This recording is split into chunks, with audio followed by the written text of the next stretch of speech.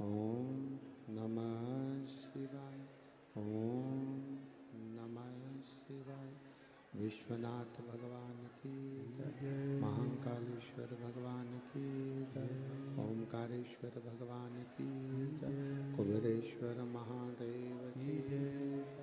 हर हर महादेव। हर हर महादेव। हर हर महादेव। काशी विश्वनाथ ओगरदानी त्रिकालदर्शी कैलाशी अविनाशी भगवान शिव, जिनकी पुनीत पावन शिव महापुराण की कथा श्रवण करने का सौभाग्य बाबा देवादिदेव महादेव की कृपा से आप और हमको प्राप्त हुआ है। नवरात्रि के पावन अवसर पर भगवान देवादिदेव महादेव की ये पवित्र कथा संपूर्ण विश्व के कल्याण हेतु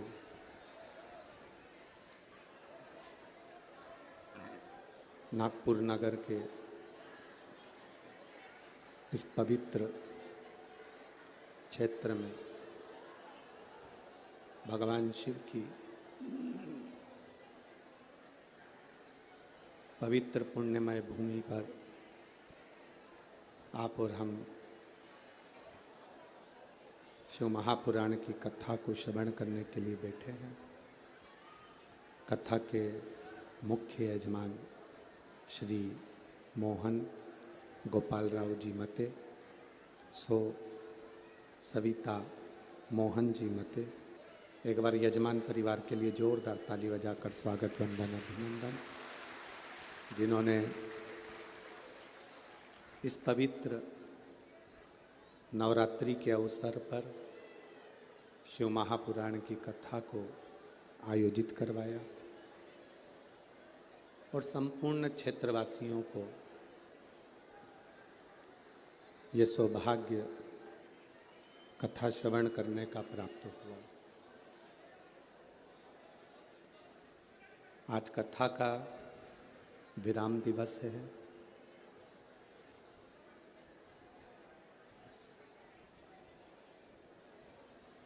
कथा शुरू हो उससे लेकर बाबा की आरती तक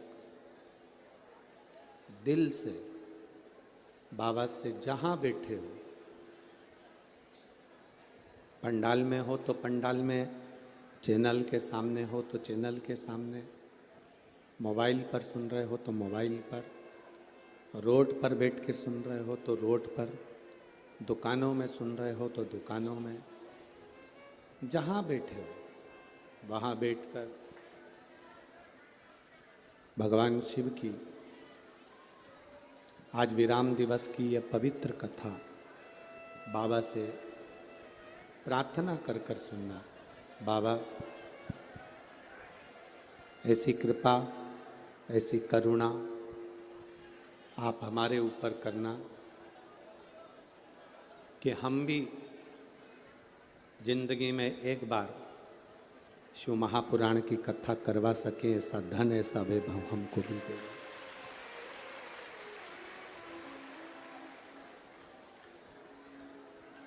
शिव कथा भगवान शंकर की जो कथा है विराम दिवस की, कहते हैं गंगा यमुना सरस्वती सरयू मंदाकिनी, जितनी भी पवित्र नदियां हैं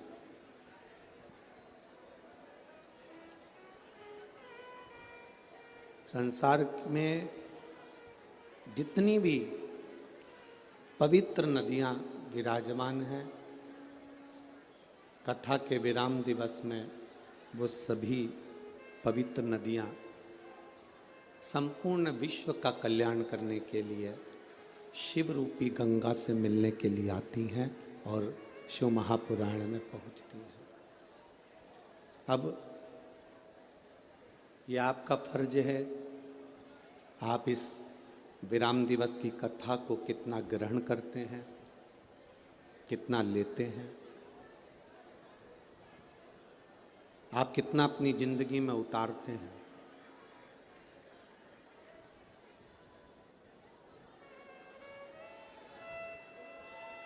तिरुपति बाबा के दर्शन करें आप लोगों ने, वेंकटलाल के दर्शन करें तिरुपति नाथ जी के। धक्के खाते खाते खाते खाते लोग धर्म के धक्के में लगते हैं, चाहे पैसे की लाइन में लगते हैं, लगते लगते लोग वेंकटेश भगवान के सामने तिरुमाला में पहुंचते हैं।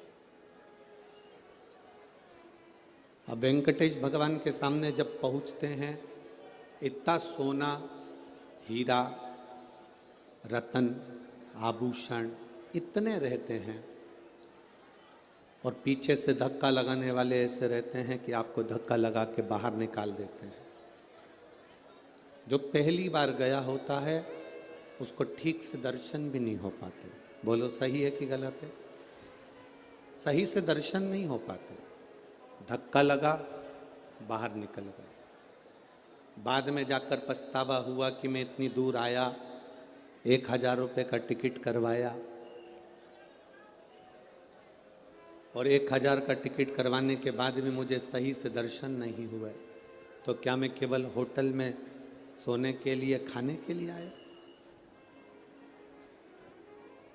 जैसे वेंकटेश भगवान का, तिरुपति जी का, श्री जी बाबा नाथद्वारे वाले का, मेरे बिहारी जी का दर्शन करने के लिए गर्दी बहुत होती है। लोग बोलेंगे भी बहुत, चिल्लाएंगे भी बहुत, धक्का भी मारेंगे, पर उस बीच में आपको वेंकटेश भगवान के मुखाग्रविंद का दर्शन कर कर अपनी जिंदगी को सिद्ध करना होता है।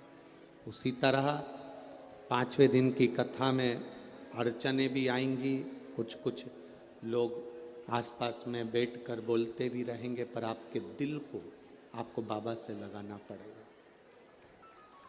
आपके मन को बाबा से लगाना पड़ेगा। आपको एक बात मालूम है, व्रत करते हो ना, तो उस व्रत में गुस्सा कौन दिलाता है? उस व्रत में मुख से गाली कौन निकलवाता है? तुम्हारे व्रत को तोड़ने का प्रयास कौन करता है? तुम्हारे व्रत को खंडित करने का प्रयास कौन करता है? जिस देवता का तुम व्रत करते हो, वही देवता आपके व्रत को पूरा नहीं होने देता। कारण, अगर व्रत पूरा हो गया तो देवता को प्रकट होना पड़ेगा, और प्रकट होकर उसको वर देना पड़ेगा। इसलिए देवता कहते हैं कि इसके व्रत में थोड़ी सी खलबली कर दो।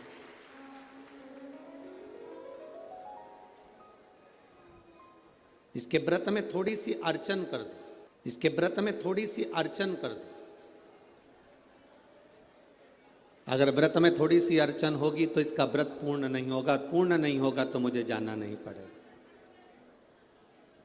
मेरे बाबा का ये पावन शिव महापुराण की कथा कहती है कि 5वें दिन की जो कथा होती है या 7वें दिन की जो कथा होती है, जो दिल से सुनने वाले होते हैं, बाबा को उनके घर जाना ही पड़ता है और कल्याण करना ही पड़ता है। अब ये तो हृदय लगाने वाले के ऊपर है कि जो दिल लगाकर सुना है, मन से, स्नेह से, भाव से श्रवण किया, उसको मिला। शिव कथा कहती है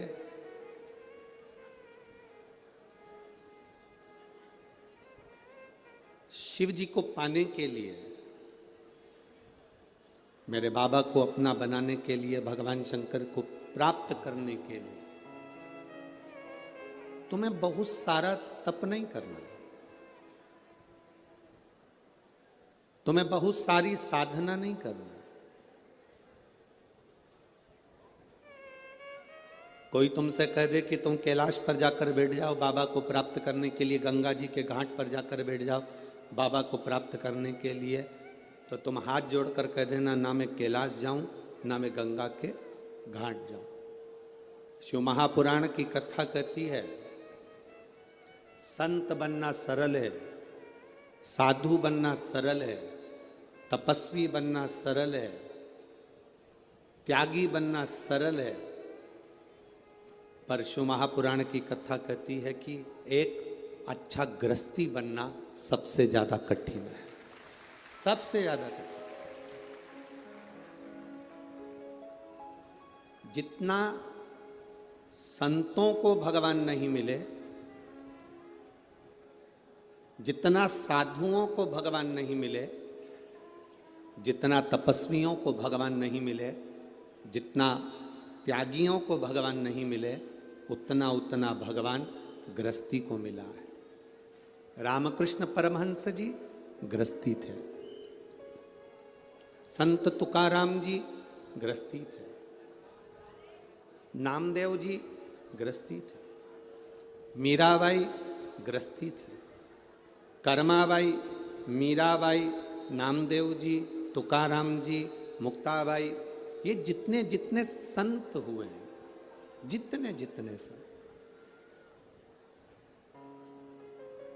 भारत की भूमि पर आप स्मरण करिए, जितने साधु, जितने सन्यासी, जितने तपस्वी, जितने साधक, जितने उपासक, इनको परमात्मा को मिलने में देरी हो गई, पर जो घर में रहकर भगवान को दिल से मना लिया, मेरा मुरली मनोहर, मेरा शंकर, मेरा कृष्ण, मेरा हरि विठ्ठल, उसके सामने आ गया।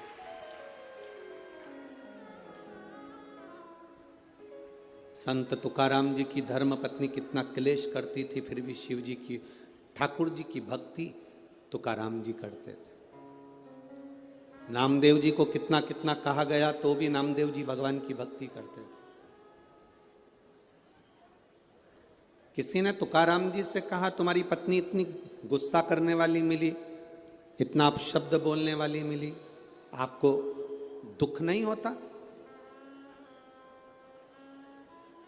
आपकी पत्नी इतना क्रोध करने वाली मिली, आपको दुख नहीं होता?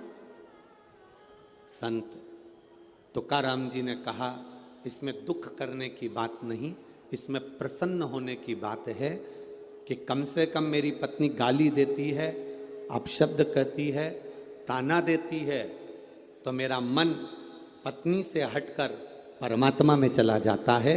इससे बढ़कर सौभाग्य और क्या हो सकता है?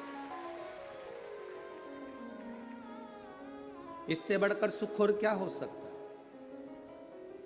शिव महापुराण की कथा कहती है, जब कोई ताना देता है, जब कोई अपशब्द कहता है, जब कोई गाली देता है, जब कोई आड़े तेड़े शब्दों से संबोधित करता है, जब कोई हमको अपशब्द कहता है, गाली देता है, ताने देता है, उस समय पर हमारा दिल, हमारा हृदय, हमारा चित्त, हमारा मन उधर से हटकर परमात्मा की ओर चला जाता है, भगवान को प्राप्त करने की ओर चला जाता है। और कभी कभी जिंदगी में ऐसा भी समय आता है कि व्यक्ति अपने चक्कर में, अपने परिवार के सुख के लिए, अपने सुख के लिए, पत्नी, बच्चे, कुटुंब, परिवार के सुख के लिए, माता पिता, भाई बहन के सुख के लिए अपनी जिंदगी को भी नष्ट कर देता। एक कथा आती है शिव महापुराण के अंदर, संजीवनी मंत्र की।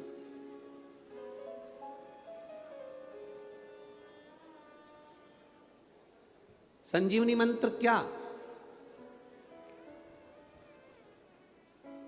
किसी के कान में अगर बोल दिया जाए तो वो मरता हुआ भी, मरा हुआ भी जीवित हो सकता है। वो संजीवनी मंत्र महादेव के पास में है।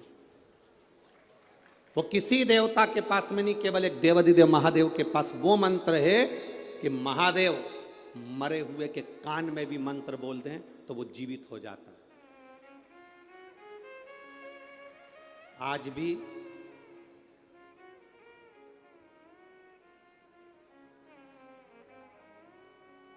हिमाचल प्रदेश में एक शिवजी का मंदिर है। कभी, अब उसका स्मरण हमें, नाम तो हमें स्मरण में नहीं आ रहा है, पर अगर आप लोग नेट पे सर्च करेंगे तो वो आ सकता है। उसका वर्णन स्कंद पुराण में भी है, लिंग महापुराण में भी उसका वर्णन आता है।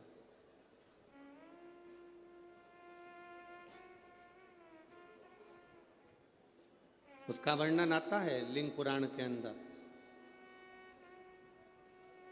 उसका वर्णन आता है स्कंद पुराण के अंदर।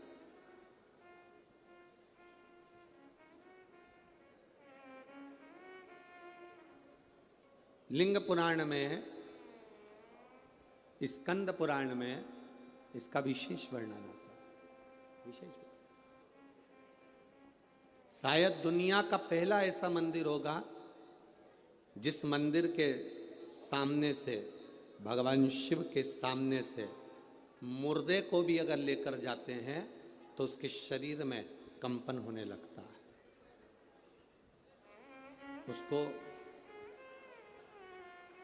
अगर आप कभी नेट पे सर्च करेंगे, यदि आप स्कंद पुराण में पढ़ेंगे या लिंग पुराण में पढ़ेंगे तो उसका वर्णन पूरा मिलेगा आपको, उसका पूरा वर्णन आपको प्राप्त होगा, संपूर्ण वर्णन मिल सकता है। संजीवनी मंत्र एक ऐसा मंत्र है, संजीवनी मंत्र एक ऐसा मंत्र है जिस मंत्र को 33 कोटि देवताओं के पास में भी वो मंत्र नहीं है, किसी के पास वो मंत्र नहीं। वो मंत्र अगर है तो केवल मेरे देव अधिदेव महादेव के पास, उसके सिवाय किसी के पास वो मंत्र नहीं। इसीलिए हमारे यहाँ बार बार कहा जाता है, अकाल मृत्यु वो मरे जो काम करे चंडाल का, और काल उसका क्या बिगाड़े जो भक्त हो महा। जो शिव की आराधना करने वाला होता है, जो शंकर की भक्ति में डूबने वाला होता है, जो शिव तत्व को प्राप्त करने वाला होता है, जो शंकर के गुणगान में डूबा हुआ होता है, उसके सम्मुख में काल नहीं आ पाता। शंभु शरणे पड़ी मांगू घड़ी रे घड़ी, दुख काटो दया करी ने दर्शन आपो।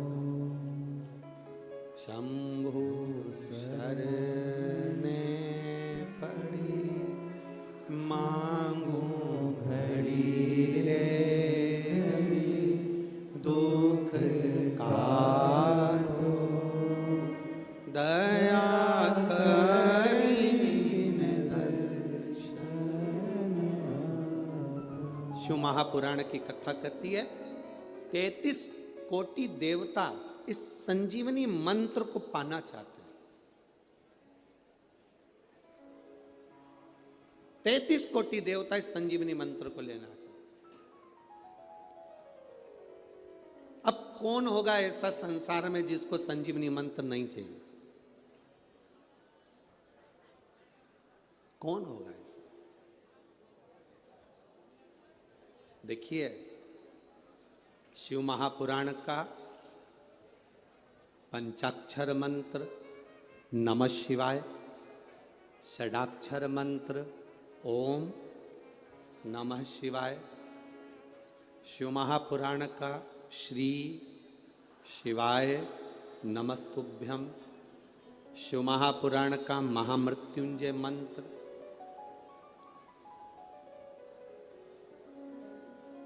शिव महापुराण की कथा कहती है शंकर के जितने मंत्र हैं, शिव के जितने मंत्र हैं, ये सारे मंत्र संजीवनी का काम करते हैं और व्यक्ति की जिंदगी की उन्नति की ओर इसको लेकर जाते हैं। प्रत्येक शंकर के मंत्र,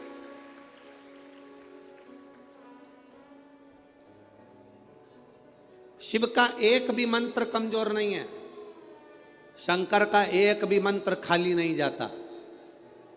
आप अगर श्री शिवाय नमस्तुभ्याम का जाप कर रहे हो, प्रतिदिन आपके मुख से 11 बार 21 बार श्री शिवाय नमस्तुभ्यम मंत्र निकल रहा है, भले काम करते करते निकले।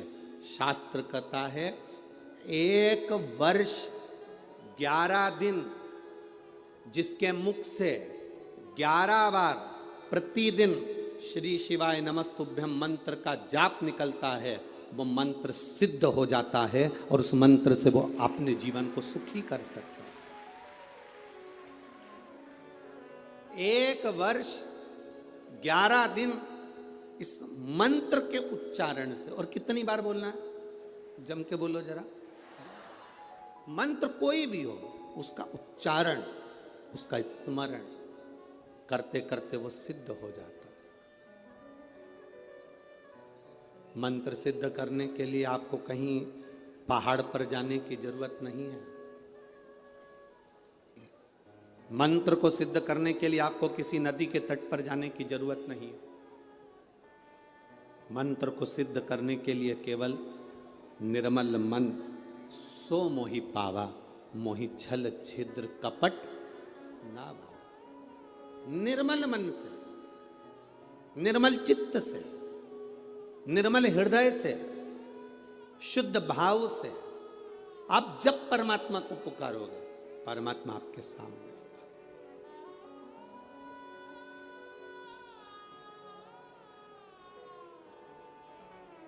श्री शिवाय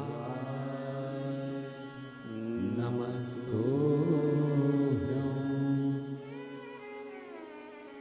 श्री शिवाय नमस्तुभ्यं। आप जप रहे हैं, स्मरण कर रहे हैं, सिद्ध होता है।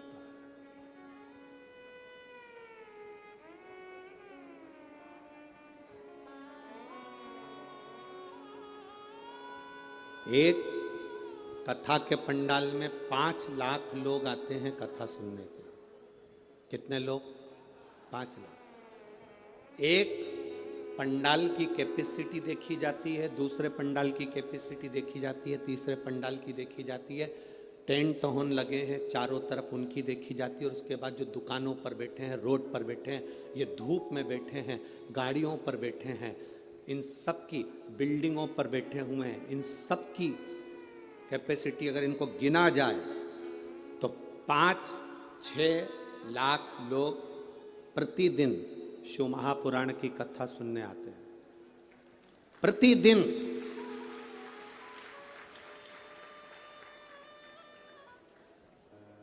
छह लाख लोग अगर कथा सुनने के लिए शंकर की आ रहे हैं, 2 बार बीच में भजन होता है और 2 बार श्री शिवाय नमस्तुभ्यम को 5 बार बोला जाता है। बोलो सही है? अब 1 बार भजन होने के बाद जब हम स्तुति करते हैं, 5 बार श्री शिवाय नमस्तुभ्यम बोलते हैं, 6 लाख लोग एक साथ 5 बार अगर मंत्र बोलेंगे तो कितना हो गया? 30 लाख। 2 बार बोल लिया 60 लाख। फिर बीच में कहीं श्री शिवाय नमस्तुभ्यम 1-2 बार मुख से निकल गया। ऐसा 1 से 1.25 करोड़ बार एक कथा में श्री शिवाय नमस्तुभ्यम निकलता।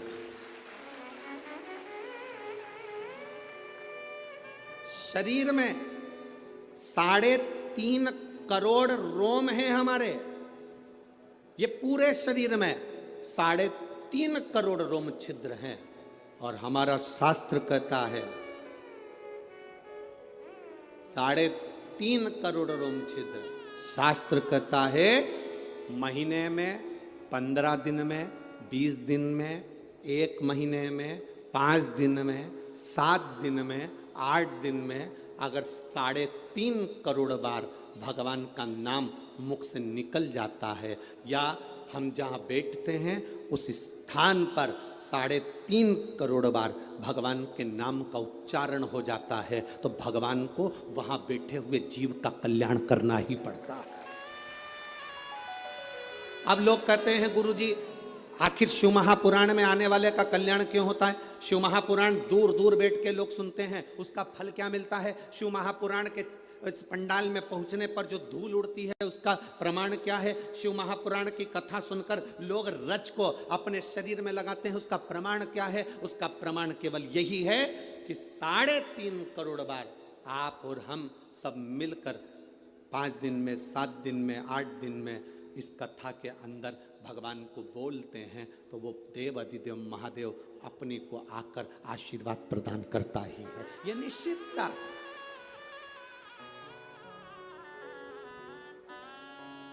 क्या मिलता है शिव पुराण में जाने से? ये आपको मालूम पड़ेगा आज जब कथा सुन। और इसमें कई लोग ऐसे बैठे होंगे जिनको 5 दिन में भी मालूम पड़ा होगा कि क्या दिया महादेव ने, क्या प्रदान करा महादेव ने।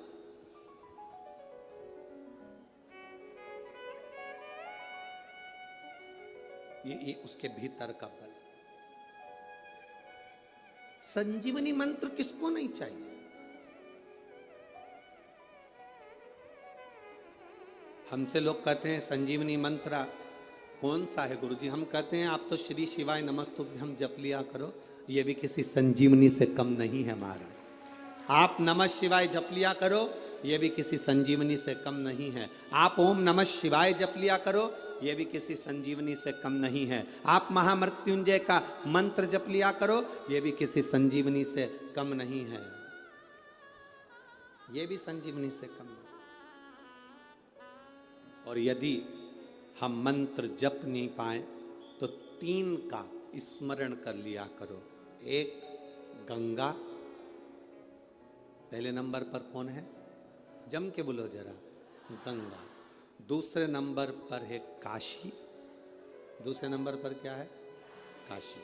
और तीसरे नंबर पर है विश्वनाथ, काशी के विश्वनाथ। ये 3 का जिह्वा पर अगर नाम आ जाता है, ये 3 का स्मरण हमारे जीवन में हो जाता है, तो हमको इस मृत्यु लोक में कष्ट नहीं भोगना पड़ता और बार बार जन्म नहीं लेना पड़ता।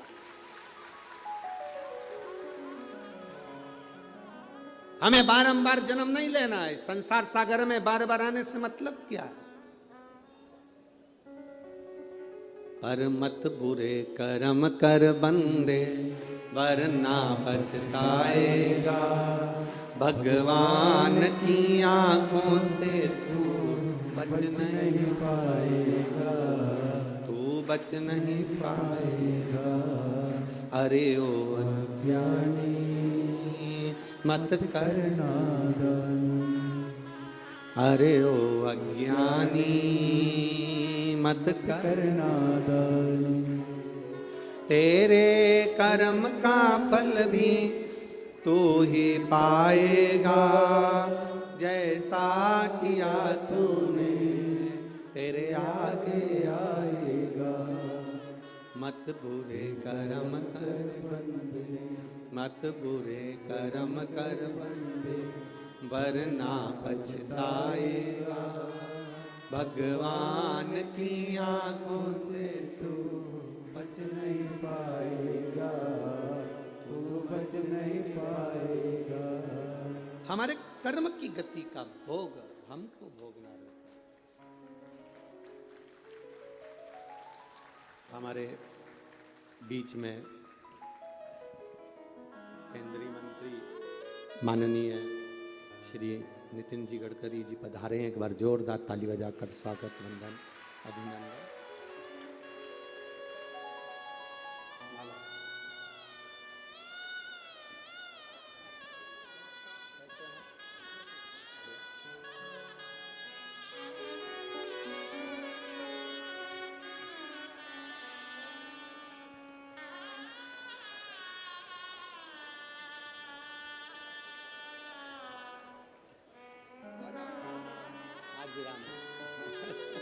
जय जय श्री राधे। एक बार जोरदार ताली बजाकर स्वागत करें। हमारे बीच में केंद्रीय मंत्री आदरणीय नितिन गडकरी जी पधारे हैं।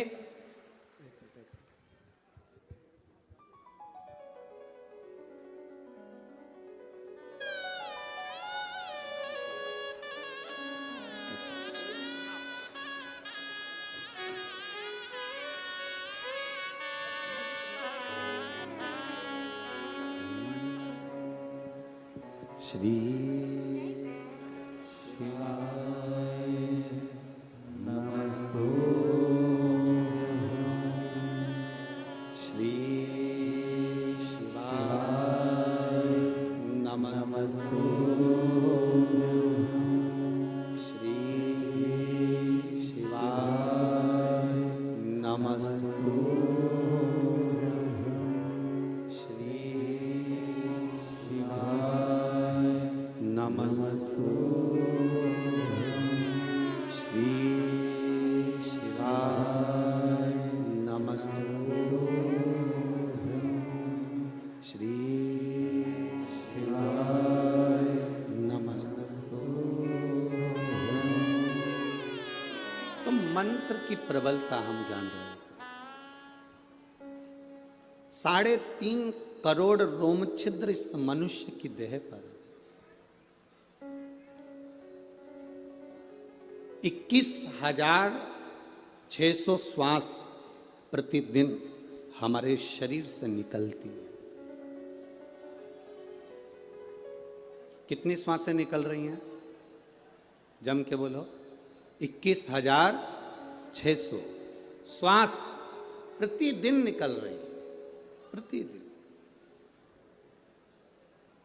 और 21,600 श्वास प्रतिदिन निकल रही है, 3.5 करोड़ रोम छिद्र या मानव की देह पर हैं।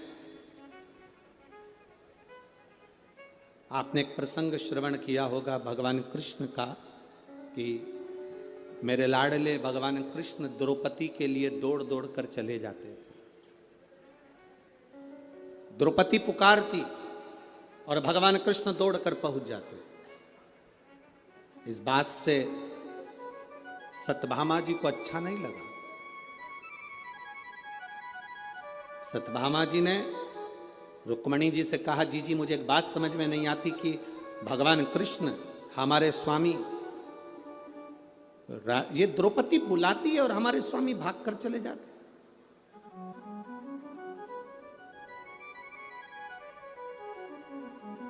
द्रौपदी पुकारती और भगवान कृष्ण दौड़कर चले जाते। हमको यह बात समझ में नहीं आई। रुक्मणी जी ने कहा, मैं भी नहीं जानती कि भगवान कृष्ण द्रौपदी के कहने पर आखिर दौड़ दौड़ कर जाते क्यों, पर कोई बात तो जरूर है, जो हमारा कान्हा, हमारा कन्हैया कृष्ण दौड़ कर जाते। भगवान कृष्ण ने सत्यभामा जी के मन के संशय को जान लिया। गुरु परमात्मा एक ऐसा होता है, माता पिता एक ऐसे होते हैं जो मन के संशय को जानते हैं। छोटा सा बच्चा 2-3 महीने का अगर रो रहा है, मां भले पढ़ी लिखी नहीं है, मां बहुत सारा अध्ययन नहीं करी है, पर छोटा सा बच्चा क्यों रो रहा है? छोटे से बच्चे को तकलीफ क्या है? छोटे से बच्चे को कष्ट क्या है? छोटे से बच्चे को तकलीफ क्या हो रही है? मां भले पढ़ी लिखी ना हो, पर मां अपने बच्चे को रोता हुआ जानकर समझ जाती है कि इसके पेट में दर्द है, कि इसके हाथ में दर्द है, कि इसको क्या तकलीफ है। मां जान जाती है, मां पहचान जाती है। मां के स्मरण में वो बात आ जाती है कि इसको तकलीफ क्या है, इसको कष्ट क्या है, इसको दुख क्या है। माता पिता गुरु ये जानते हैं कि इनको तकलीफ क्या है। मेरे भगवान कृष्ण जान गए कि आखिर सत्यभामा के मन में संशय क्या है। सत्यभामा के संशय को मिटाने के लिए भगवान कृष्ण रुक्मणी और सत्यभामा दोनों को द्रौपदी के यहाँ ले गए। द्रौपदी केश कंगा कर रही थी तो सत्यभामा जी से कहा, सत्यभामा जाकर अपनी ननंद को थोड़ा सा तेल लगा दो सिर में और कंगा कर दो। सत्यभामा जी ने विचार करा, ऐसा कंगा करूंगी और ऐसा तेल लगाऊंगी कि खोपड़िया में एक बाल ना रहने दूंगी।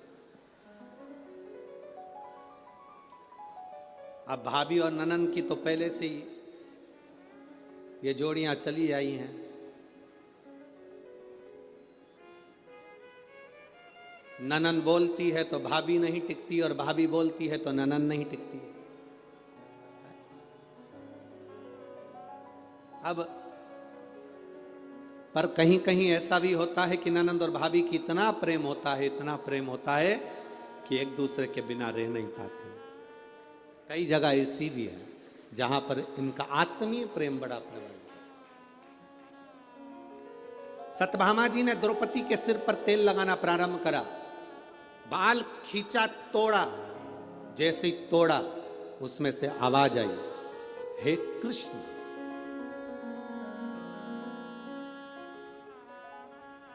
फिर बाल खींचा, फिर उसमें से आवाज आई, हे कृष्ण। सत्यभामा जी ने रुक्मणी जी से पूछा कि बार बार द्रौपदी के सिर के बाल टूटने पर कृष्ण का नाम क्यों आ रहा है? रुक्मणी जी बोली, मुझे नहीं मालूम। इतने में भगवान कृष्ण आ गए और कन्हैया ने आकर कहा, री सत्यभामा, तुम कहती हो कि मैं दौड़ दौड़ के द्रौपदी के घर क्यों आता हूं? पूरी दुनिया में केवल एक द्रौपदी ऐसी है जो 3.5 करोड़ बार एक दिन में मुझे पुकार लेती है, इसलिए उसकी एक एक रोम में से मेरा नाम निकलता है। मेरे एक एक रोम में से मेरे नाम का उच्चारण होता है। 3.5 करोड़ बार द्रौपदी मुझे बुलाती है एक दिन में। इसलिए भगवान कृष्ण कहते हैं, सुनो सत्यभामा, सुनो रुक्मणी, जो एक दिन में, एक हफ्ते में, एक महीने में 3.5 करोड़ बार मेरे नाम को पुकारता है या किसी भी देव के नाम को पुकारता है, उस देवता को उसे वर देने के लिए जाना ही पड़ता है। निश्चित है, निश्चित। आपके नजदीक में अगर शिव महापुराण की कथा हो रही है, आप जा रहे हो, जप रहे हो, उसका फल है। अभी तो यह नागपुर में कथा हुई, अब 3 नवंबर से 9 नवंबर तक ब्रज की रज में होगी, कोसी कला में।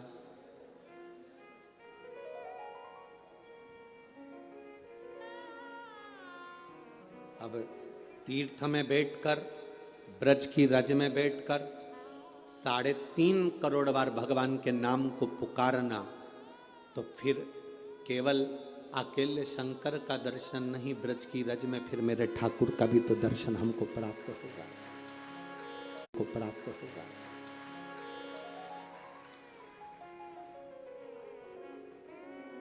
जपो संजीवनी मंत्र किसको नहीं चाहिए? सबको।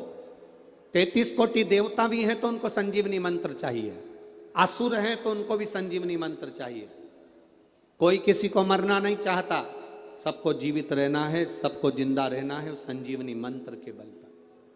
और वो संजीवनी मंत्र किसी के पास है ही नहीं। 33 कोटि देवताओं के पास नहीं है, असुरों के पास नहीं है, राक्षसों के पास नहीं है। वो संजीवनी मंत्र केवल एक के पास में है, और वो देव अधिदेव महादेव, केवल उन्हीं के पास, बाकी के किसी के पास नहीं।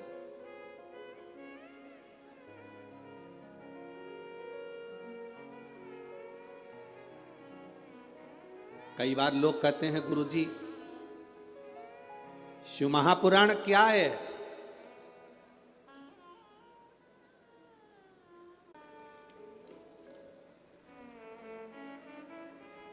महाराज,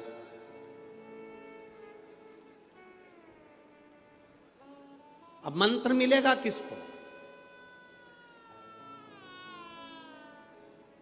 इंद्र भी तप कर रहे हैं, इंद्र भी साधना कर रहे हैं,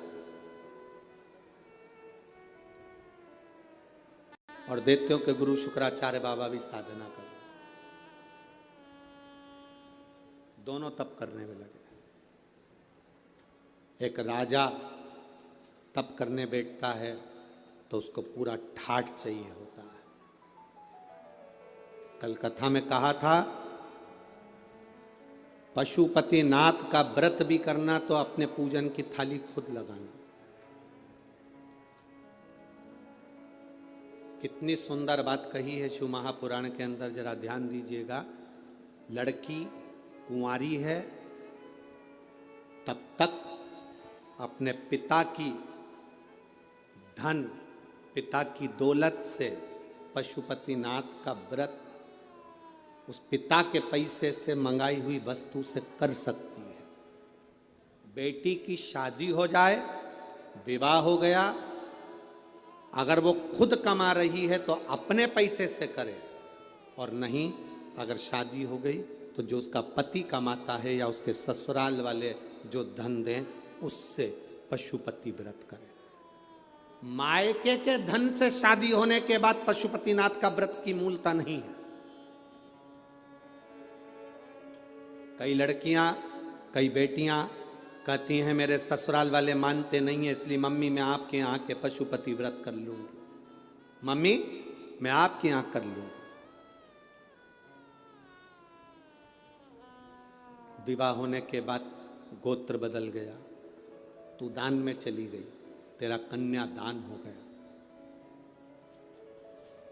दान होने के बाद इस घर का केवल जो हाथ से दिया जाए वो तेरा है। दान होने के राजा अम्बरीश के चरित्र का स्मरण करिएगा। एक राजा गाय का दान दे देता है। गाय घूमते घूमते खूंटे से छूटकर ब्राह्मण के यहां से वापिस राजा के नगर में आ जाती है। नगर में से राजा की गौशाला में चली जाती है। गौशाला में दूध निकालने वाले ने दूध निकाला, वो दूध निकला हुआ राजा के कक्ष में खीर बन जाती है। खीर भगवान को भोग लग जाती है। भोग लगकर वो प्रसाद राजा खा लेता है, राजा को नरक भोगना पड़ता है। दान करी हुई गाय का तूने दूध का प्रयोग करा, इसलिए तुझे भोगना पड़ेगा।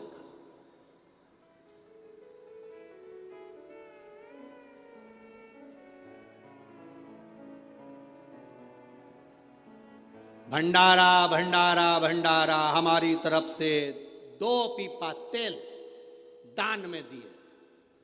काय में दिया? जम के बोलो जरा। दान में दिया। तूने 2 पीपा तेल दान में दिया है। वो 2 पीपे तेल की सब्जी और पूड़ी मत खा लेना, क्योंकि तूने दान दिया है। अगर तू कहता मैंने 2 पीपा तेल भगवान के प्रसाद में दिया तो प्रसाद खा सकता था, पर तूने दान दिया तो दान का उपयोग नहीं कर सकता। तो वो दान का उपयोग नहीं कर सकता। भंडारा भंडारा भंडारा, मेरी तरफ से 1 बोरा 1 कुंटल गेहूं, आटा, चावल, दाल दान में दिया। अब दान में दिया तो तू खाना मत ही, तूने दान दे दिया।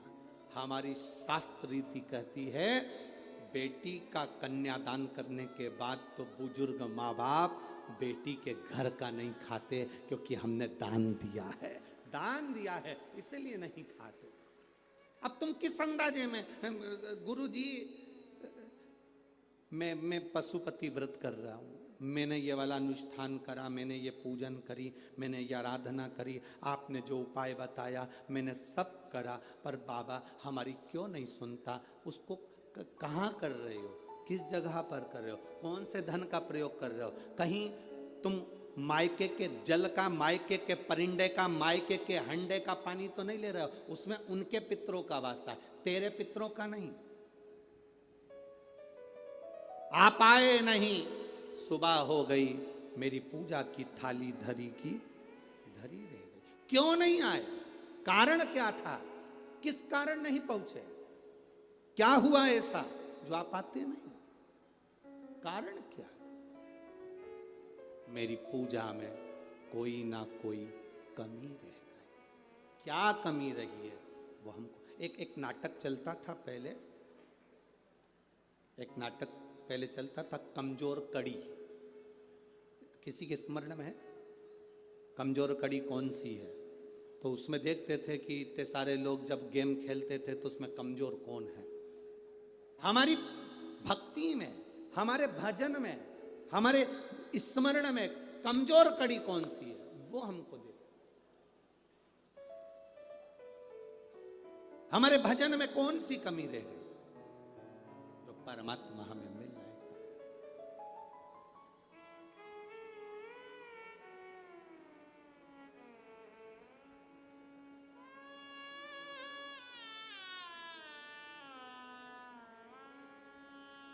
तुम कहो तो मेरे भोले,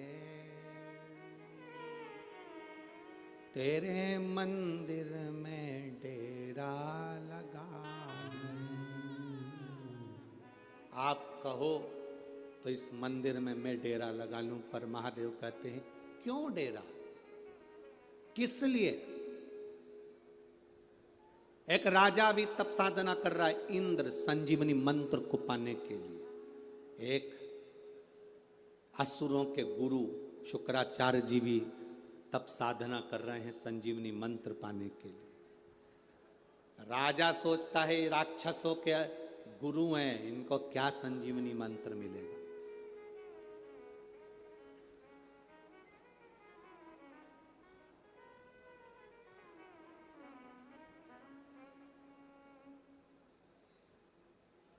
बहुत सारे ऐसे भी होंगे बहुत दूर बैठे हैं तपती हुई धूप में, अपने अपने सिर पे कपड़ा रख रख के बैठे हैं, तपती हुई धूप में अपने अपने सिर पर कपड़ा रख कर बैठे हैं।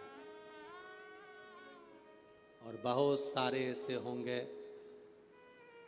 नागपुर में कथा हुई, अपने पास में हुई, तो भी बहुत ट्रैफिक जाम हो जाता है,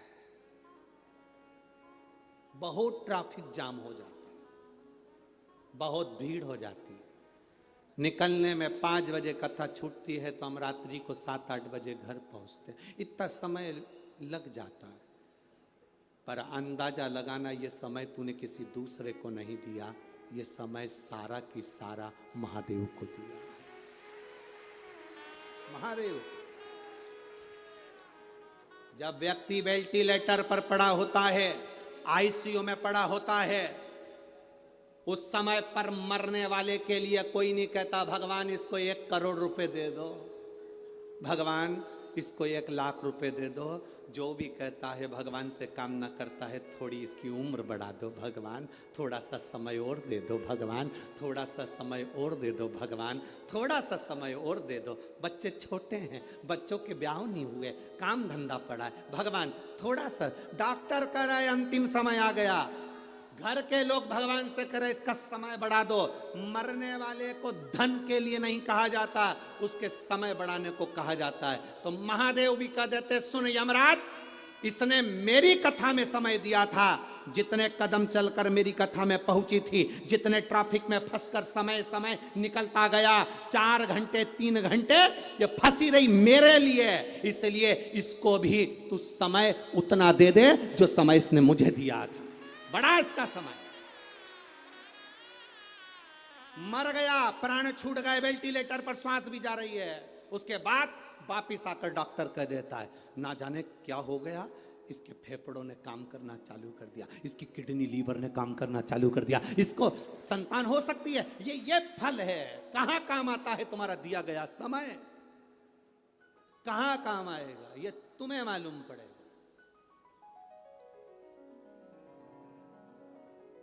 इस व्यासपीठ ने देखा है, नागपुर वालों ने देखा कि नहीं देखा हमको नहीं मालूम, पर इस व्यासपीठ ने देखा है।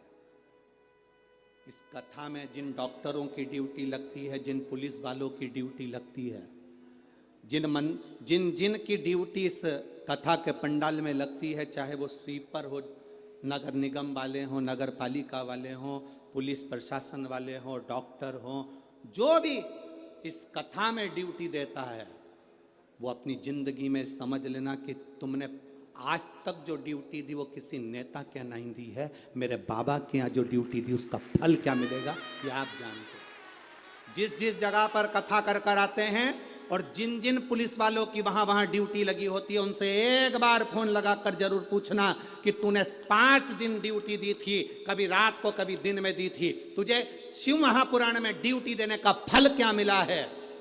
छत्तीसगढ़ में, पुणे में, मालेगांव में, औरंगाबाद में वहां की पुलिस अलग से ऑफिसरों से कहकर कथा के पंडाल में ड्यूटी लगवाती है कि हमारी ड्यूटी लगा देना जहां शिव पुराण की कथा हो रही। कुछ तो मिला है, क्या प्राप्त होता है ऐसा, क्या मिल जाता है ऐसा, क्या देते हैं बाबा ऐसा, वो जानता। कोई अपने घर से नहीं छूट पाया, कोई अपने दरवाजे से नहीं छूट पाया, कोई कोई आसन बिछाकर 5 दिन तक पड़ा रहा कथा को सुनने के लिए। कोई कोई 2 बजे कथा चालू होना थी तो डेंटिंग पेंटिंग करके आराम से 2 सवा 2 बजे आ रहे और आकर दबाव बना रहे, हमें जान दो अंदर, जान दो अंदर, जान दो अंदर। यहां तो घुस सकते हो पर वहां कैसे घुसोगे?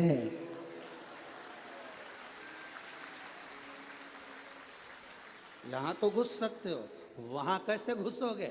यहां तो कह सकते हो तुम हमें पहचानते नहीं हो, तुम हमें नहीं जानते, हम उनके रिश्तेदार हैं, हम उनके ये हैं, हम उनके वो हैं।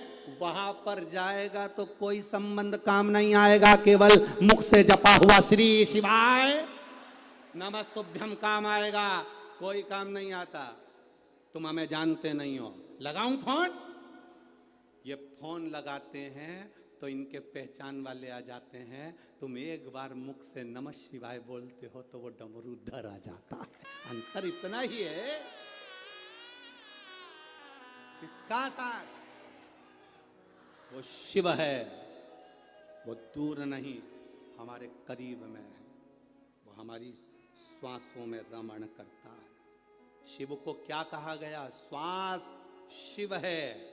श्वास चल रही है, समझ लेना तुम्हारा शरीर है, शिव है। शिव शरीर के अंदर है, श्वास के रूप में है। श्वास निकल गई, शरीर में से श्वास गई, शरीर नहीं बचता, शव बन जाता है। शिव निकला तो शरीर नहीं रहा, शव बन गया, वो शव है। फिर वो शरीर नहीं है, वो शव। उस शरीर की मूलता खत्म हो गई। फिर राजा इंद्र ने सोचा कि शुक्राचार्य असुरों के गुरु हैं, राक्षसों के गुरु हैं, इनको संजीवनी मंत्र मिलेगा, इनको नहीं मिल सकता, मुझे मिलेगा संजीवनी मंत्र। और इंद्र लग गए तप साधना में, इंद्र लग गए तप साधना में। यहां पर 2 तरह के लोग बैठे हैं।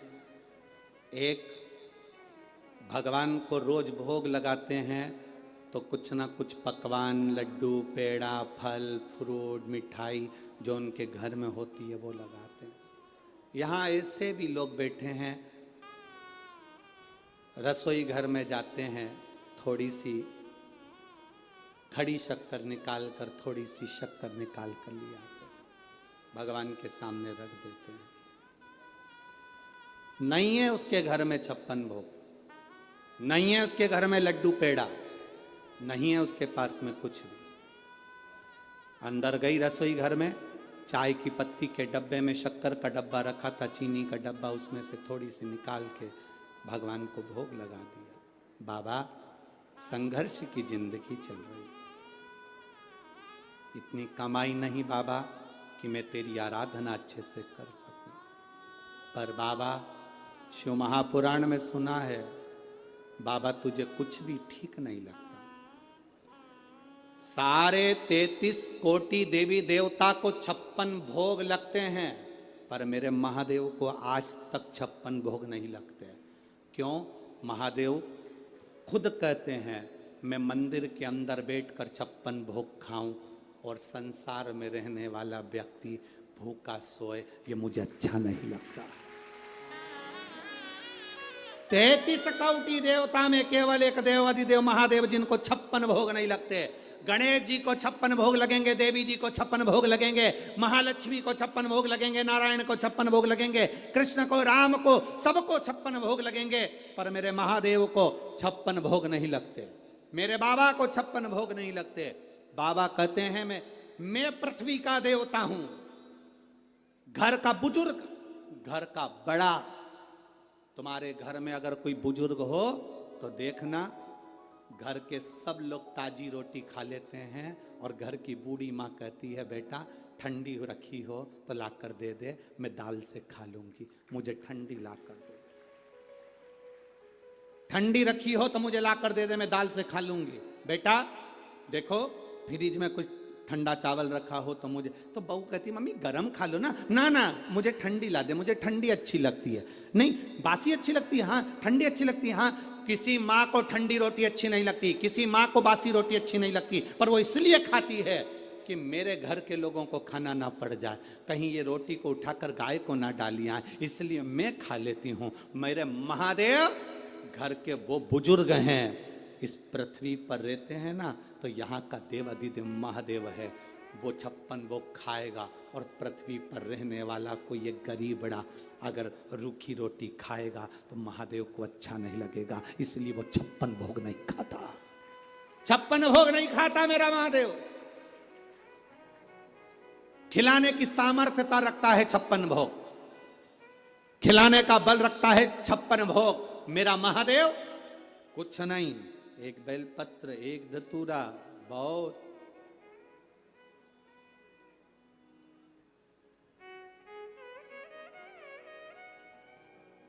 एक पति पत्नी का झगड़ा हुआ, पत्नी ने पति से कहा तुम ये गंदा नाली का पानी पीकर आते हो, मदिरा का नशा, शराब का नशा कर कर आते हो, ये अच्छी बात नहीं है। पति ने कहा तू भी तो रोज शंकर जी के मंदिर में जाती है जल चढ़ाने के लिए, तेरा महादेव भी तो भांग का नशा करता है, तेरा महादेव भी तो भांग का नशा करता है। अगर देवता नशा करते हैं तो मुझे करने में क्या दिक्कत है?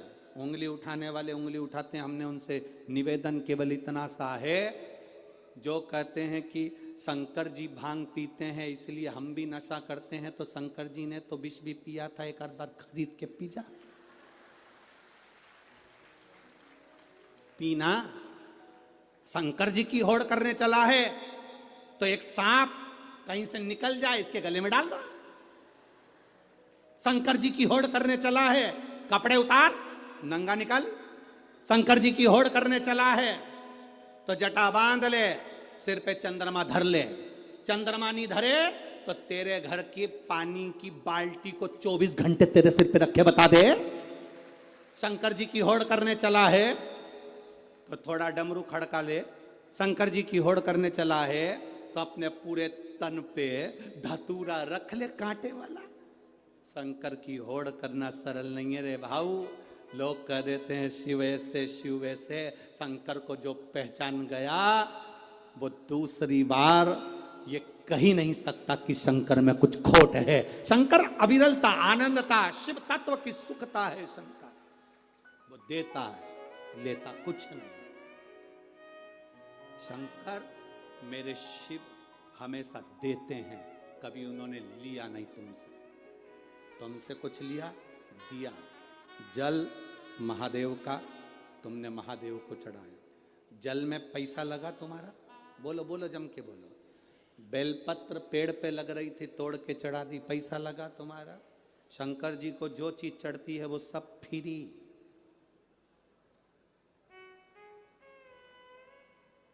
देवताओं के लिए सोने चांदी के जेवर बनवाना पड़ते हैं, महादेव को जेवर की जरूरत नहीं। जिस पुष्प को सारे देवताओं पर चढ़ते हैं, महादेव कहते हैं जो फूल किसी काम का नहीं हो वो मेरे पास ले आओ। जिसमें जहर होता है, आंख का पुष्प, आंकड़े का पुष्प, कनेर का पुष्प, जिसको पक्षी नहीं खाए। रोड में डिवाइडर पे लगे रहते हैं, रोड के बीच में इसलिए लगाते हैं क्योंकि ना तो इसको कोई पशु खाता, ना कोई पक्षी खाता, ना इसको कुत्ता खाता, ना कोई जानवर खाता। महादेव कहते हैं जो किसी काम के नहीं वो मेरे पास ले आओ। धतूरा किसी देवता पर नहीं चढ़ता, मेरे पास ले आओ। बेलपत्र मेरे पास ले आओ। जल मेरे पास ले आओ। जो कहीं नहीं चलता वो महादेव के पास में लाया जाता है। इसीलिए लोगों की आज भी आदत पड़ी हुई है, कई लोगों की, जो रुपया कहीं नहीं चले, जो रुपया बाजार में नहीं चले वो आरती की थाली में चढ़े।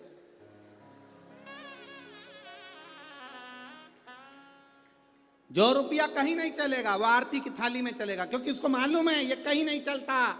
चलता है तो महादेव के पास ही चलता है, बाकी के कहीं नहीं चलेगा। वो चल रहा है। हम भी वही रुपये हैं, आप और हम वही सिक्के हैं खोटे जो कहीं नहीं चल रहे। महादेव के पास पहुंच गए। भूत चुड़ैल पिशाच देखो भगवान विष्णु की शादी में 33 कोटि देवता आए, शंकर जी की शादी में उनने डमरू बजाया, सब डाकनी पिशाचनी चुड़ैल भूत भयंकर आए।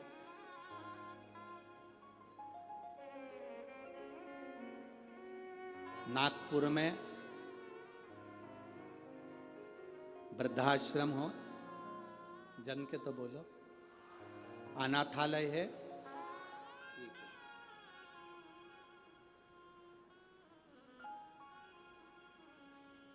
रेलवे स्टेशन के बाहर भिखारियों ने, बस स्टैंड के बाहर, रोड के किनारे, जरा विचार करना, अनाथालय में जाकर लोग डोनेशन देते हैं, बोलो देते हैं कि नहीं देते? वृद्धाश्रम में जाकर लोग डोनेशन देते हैं, भिखारी को जाकर लोग डोनेशन देते हैं, पर किसी के लड़के की शादी में कभी इनविटेशन दिया? बोलो तो जम के। नहीं। मेरे शंकर भगवान ने जिसको लोग कभी नहीं बुलाते थे, मेरे महादेव ने उनको अपनी शादी का इनविटेशन दिया है। मेरे शंकर भगवान ने भूत चुड़ैल डाकनी पिशाचनी जो कंगाल थे, भयंकर बुरे, जिनको कोई नहीं पूछता, उसको मेरे महादेव ने अपने पास बुलाया, इनविटेशन देकर मेरी शादी में आना। देवता कहने लगे वीआईपी शादी है, किसको बुला लिया? शंकर जी कहते हैं जो वीआईपी है वो निकलो बाहर, निकलो यहां से बाहर। यहां वीआईपी नहीं चलता। शंकर जी की कथा में कभी वीआईपी बनकर मत जाना। वीआईपी का मतलब थोड़ा बहुत लोगे चले जाओगे, परंतु जो शिव जी की शादी में वीआईपी बनकर नहीं आता, वो अलमस्त रहकर 5 दिन 7 दिन कथा सुनकर जब वो जाता है, महादेव उसको वीआईपी बनाते हैं, तुम नहीं बना सकते। शिव की कथा में, भगवान देवादिदेव महादेव की कथा में कहीं वीआईपी नहीं। जहां मर्जी पड़े वहां बैठो, अलमस्तता से कथा का रस तत्व ग्रहण करो, अपनी जिंदगी में उतारो, अपने जीवन। ज्यादा वीआईपी बनकर कभी शिव महापुराण की कथा, भागवत जी में चले जाना मना नहीं है, राम कथा में चले जाना मना नहीं, पर शिव पुराण में कभी वीआईपी बनकर मत जाना। बनकर जाना कि हम तो शंकर के चरणों के दास हैं। बाबा की अगर एक दृष्टि हो जाएगी, एक चोर शिव जी के मंदिर में चोरी करने गया, बाबा के मंदिर में चोरी कर रहा है, अपने कपड़े में आग लगाकर चोरी का सामान देख रहा था, वो चोर कौन सा वीआईपी होता है? पर बाबा ने, मेरे बाबा ने उसको कुबेर बना दिया। आज भी जिस कुबेर की तुम पूजन करते हो वो चोट्टा है। आज भी दिवाली पर जिस कुबेर की तुम पूजन करते हो वो चोर है, जिसको मेरे महादेव ने कुबेर बनाया है। मेरे महादेव ने कुबेर के सिंहासन पर बिठा दिया। जब भगवान नारायण तिरुपति में बैठकर, तिरुमाला में बैठकर भगवान नारायण को चिंता व्यापी, मेरे ऊपर कर्जा हो गया, ऐसा भाव हो गया, तब लक्ष्मी जी भी उनको छोड़कर नीचे आ गई। तब मेरे महादेव ने कहा नारायण चिंता मत करना, मैं कपिलेश्वर बनकर तुम्हारे पास में आता हूँ, तुम चिंता मत करना। अगर मैं नीचे बैठ गया, कपिलेश्वर बनकर नीचे बैठ जाता हूँ, मैं जब तक नीचे बैठा हूँ तुम्हारे ऊपर कर्जा नहीं होने दूंगा। इतना दान चढ़वाऊंगा, इतना दान चढ़वाऊंगा कि सारी दुनिया का पैसा एक तरफ कर दो और तिरुमाला का पैसा एक तरफ कर दो, इतना वैभव दे दूंगा। कपिलेश्वर बनकर बैठ गया मेरा महादेव नीचे।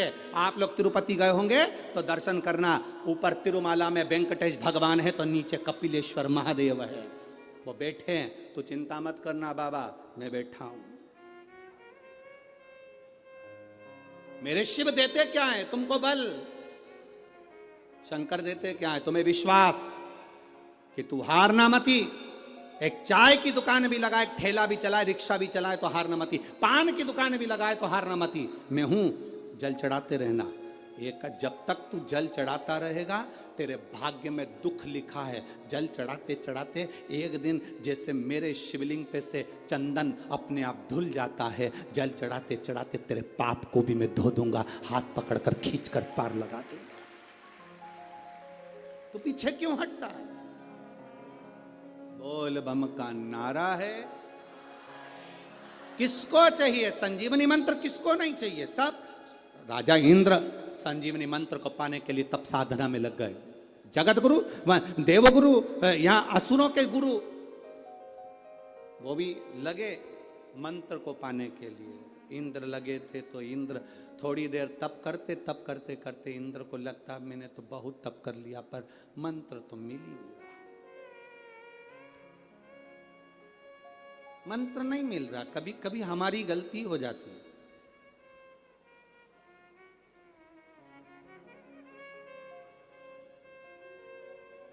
आधार कार्ड बनवाया सभी ने? अरे बोलो तो जम के। आधार कार्ड बनाने वाले की लाइन में एक व्यक्ति लगा था। दरवाजा खुलना था 10 बजे, व्यक्ति लगा 8 बजे से। एक के पीछे एक लगते गए।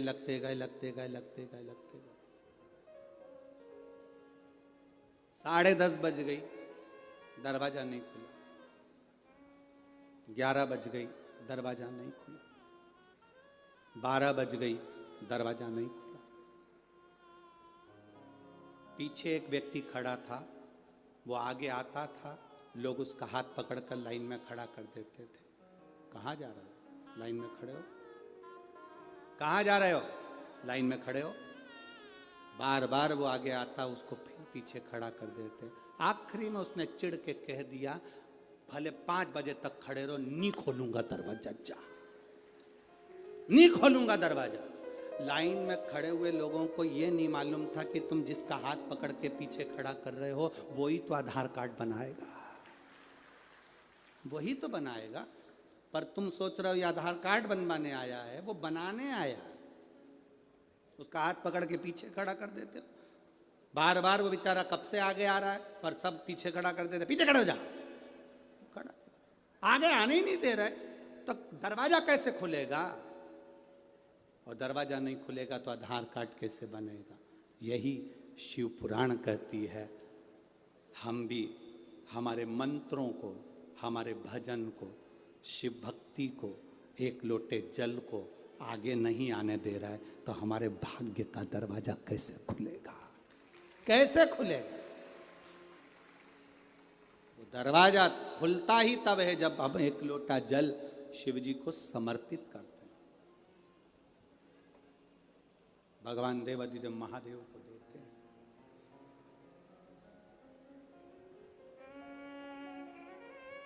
संसार के लोगों से जो प्रीत रखी है, ये प्रीत काम की नहीं है,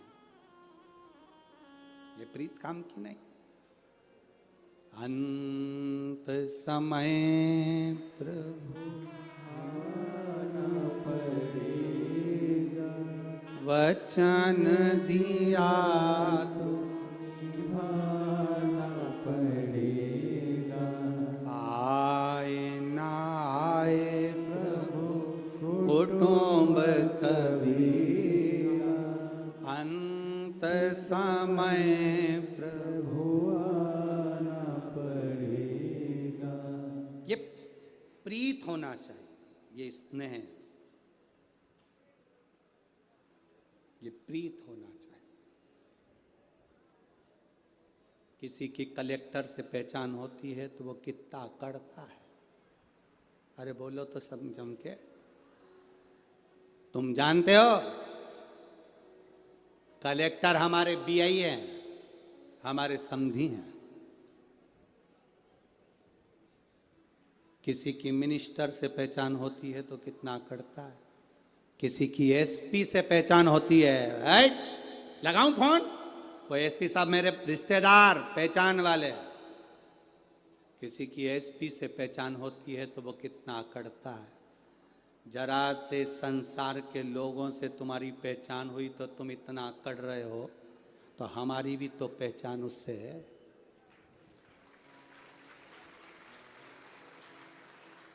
जब एक साधारण से व्यक्ति की पहचान से व्यक्ति इतना अकड़ सकता है, तो तुम में भी अकड़ होना चाहिए कि मेरी महादेव से पहचान है, मेरी शंकर से पहचान, देवाधिदेव महादेव से। हम उसके सहारे, उसके बल पर जीते हैं, उसके बल पर जीते हैं। जितनी मेरी जीजियां बैठी हैं, जितने मेरे जीजा होन बैठे हैं कथा सुनने के लिए, जितने संत साधु सन्यासी तपस्वी साधक उपासक जितने मेरे भाई बहन बैठे हैं उन सबसे निवेदन करेंगे, कभी जिंदगी में टूटना मती, भीतर से, अंदर से कभी हारना मत। कई माताएं कह देती हैं मैं बहुत ऊब चुकी हूं गुरुजी, मैं तो मर जाऊं तो अच्छा। तो हम उनसे कई बार पूछ लेते हैं प्लानिंग क्या है? पंखा है, रस्सी है। हमने कहा ये तो ओल्ड फैशन है, कुछ न्यू फैशन लाओ। तो गुरुजी विष पी लेती हूँ। हमने कहा ये भी ओल्ड। ट्रेन के आगे मर जाती हूँ, ये ओल्ड, ये तो पुराना फैशन। गाड़ी के नीचे आ जाओ, ओल्ड। कुएं में डूब के मर जाऊं, ओल्ड फैशन। तालाब में मर जाती हूँ, ओल्ड फैशन। तो उनने पूछा न्यू फैशन कौन सा है? हमने कहा शंकर जी के मंदिर में एक लोटा जल चढ़ाती रहे और बाबा के दरवाजे में अपना सिर झुकाती रहे और बाबा के सामने कहती रहे कि तेरे दरवाजे पर आती रहूंगी और कितना भी परेशान कर ले मरूंगी नहीं, चाहे कुछ हो जाए। इससे क्या होगा? हमने कहा इसका सबसे बड़ा फल यह होगा कि मेरा बाबा अपने भक्त को कभी गिरने नहीं देता, हाथ से पकड़ कर उठा लेगा। मेरा बाबा कभी गिरने नहीं। हम हार गए, अंदर से टूट गए। फसल नहीं हुई, फसल बिगड़ गई, सोयाबीन नहीं आया, गेहूं नहीं आया, धन नहीं आया, व्यापार नहीं चल रहा, दुकान नहीं चल रही, उतने में हम टूट गए। फैक्ट्रियां नहीं चल रही, उतने में हम टूट गए ना। अपने विल पावर को मजबूत करना है कि अभी मेरी दुकान सही नहीं चली, और मेहनत करूंगा। फैक्ट्री नहीं चल रही, और मेहनत करूंगा। मैं पास नहीं हो पाया, और मेहनत करूंगा। मैं पीछे रह गया, और मेहनत करूंगा। लोग कहते कष्ट बहुत हो रहा है, जीवन में दुख बहुत है। हम कहते रेस के घोड़े को देखो, उसको नहीं मालूम कि मैं रेस में खड़ा हूं। उसका मालिक उस घोड़े पर बैठ कर चाबुक मारता है, उसको पिन चुभाता है, घोड़े को कष्ट होता है, घोड़ा भागता है। वो इसलिए नहीं भाग रहा कि रेस में खड़ा है, वो इसलिए भाग रहा है कि उसको कष्ट हो रहा है। उसका मालिक उसे कष्ट देता है, घोड़ा भागता है तो रेस जीत जाता है। हमारा मालिक हमको कष्ट देता है, इसलिए देता है कि तुम्हें भी जिताना चाहता है। हमारा मालिक भी हमको कष्ट दे रहा है, दुख दे रहा, तकलीफ दे रहा, हमारे ऊपर बार बार कष्ट आ रहा है। समझ लेना रेस के घोड़े हो तुम, तुम्हें जिताने की तैयारी कर रहा है। थोड़ा कष्ट आएगा, तकलीफ आएगी, दुख आएगा, उसमें तुम्हें हारना नहीं, दौड़ना है। मैं और अच्छा करूंगा, और अच्छा करूंगा, और अच्छा करूंगा।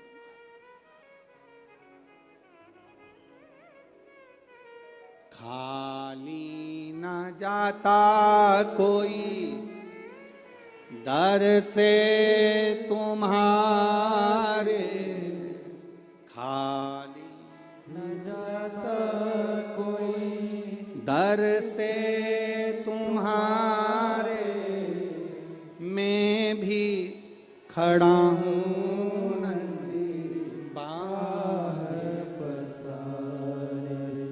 अपने हृदय से लगा लो, लगा लो, गिरा जा रहा हूँ, उठा भोले अपने दर से अब तो न टारो, गिरी जा रही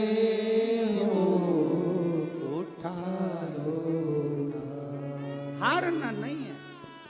इंद्र ने सोच लिया अब भगवान प्रसन्न नहीं हो रहा, मुझे संजीवनी मंत्र नहीं मिल रहा, थोड़ी देर तक भजन करा, उसके बाद में चल दिए, विचार करा, अब भगवान प्रकट नहीं हो रहा। 1 महीना मंदिर में जल चढ़ा लिया, सोचा हमारा काम नहीं हो रहा। 2 महीना चढ़ा के देख लिया, 3 महीना चढ़ा के देख लिया, हमारा काम नहीं हो रहा, मंदिर में जाना छोड़ दिया। एक निवेदन, एक गुरु ने 2 चेलों से कहा, जाओ मुझे पानी पीना है, कुएं खोदो, पानी लेकर आ। एक चेला एक कुआं खोदता जा रहा है, दूसरा चेला यहाँ 15 फीट खोद दिया, 10 फीट खोद दिया, 20 फीट खोद दिया, 25 फीट खोद दिया, 50 फीट खोद दिया, पानी नहीं मिला। दूसरा एक ही कुएं को खोदे जा रहा, खोदे जा रहा, खोदे जा रहा, खोदे जा रहा, आखिरी में पानी निकल गया। हम उसके जैसे हैं, 15 फीट खोद दिया, यहाँ से काम नहीं हुआ वहाँ चले गए, वहाँ से काम नहीं हुआ वहाँ चले गए, 15-15 फीट का गड्ढा खोदते गए,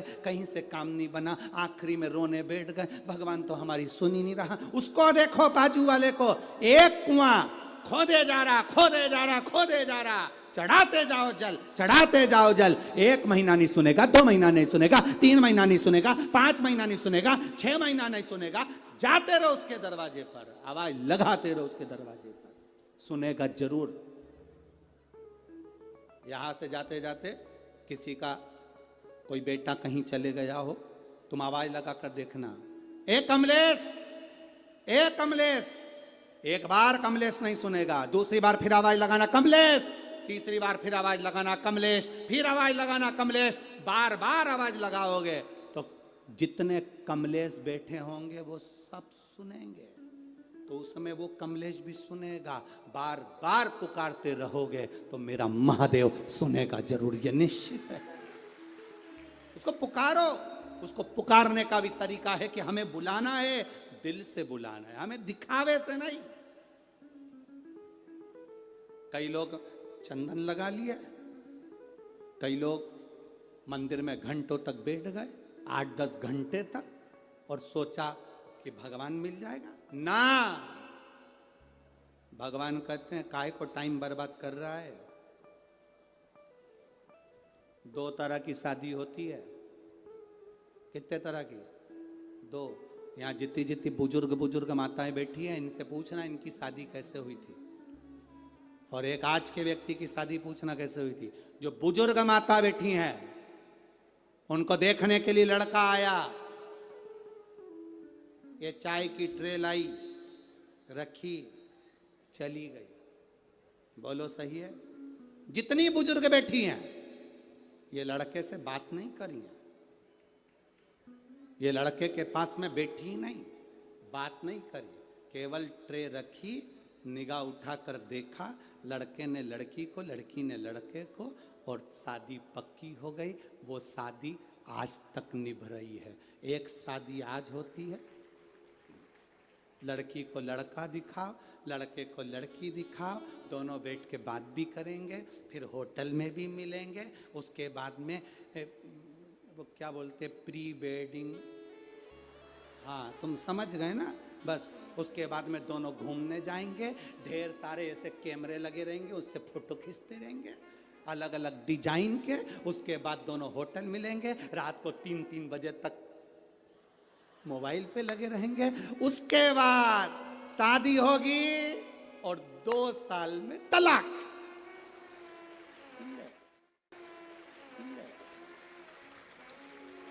तो फिर ये पुरानी जो शादियां थी वो उसमें क्या था?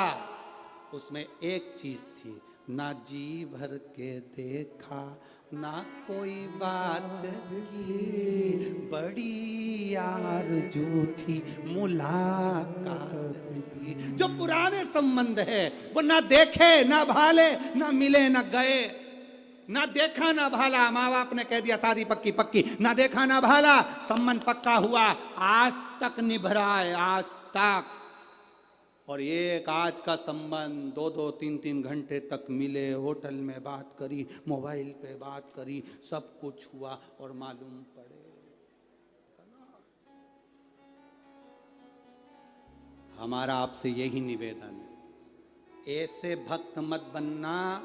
हम तो 8-8 घंटे मंदिर में बैठते हैं, हम तो इतने सारे पाठ करते हैं, हम तो भगवान को रिझाते हैं, हम तो मंदिर में ये करते हैं, हम तो ढोलक पीट पीट के भजन गाते हैं, उसके बाद भी भगवान नहीं सुन रहा। ये तलाक वाले हो,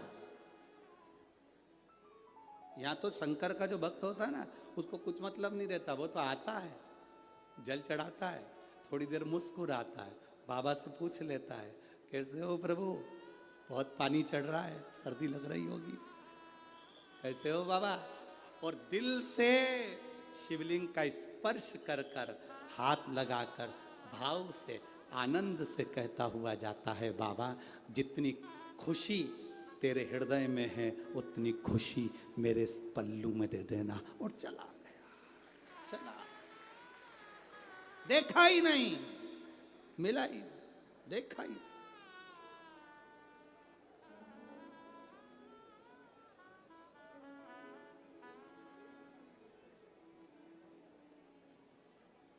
पहचाना ही नहीं महाराज।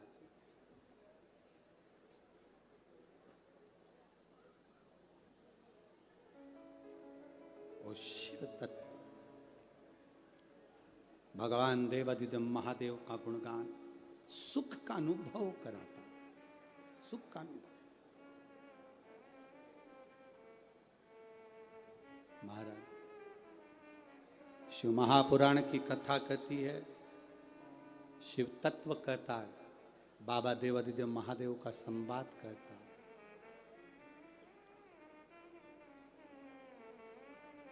जब जाओ तब उसको निमंत्रण देकर आओ, जैसे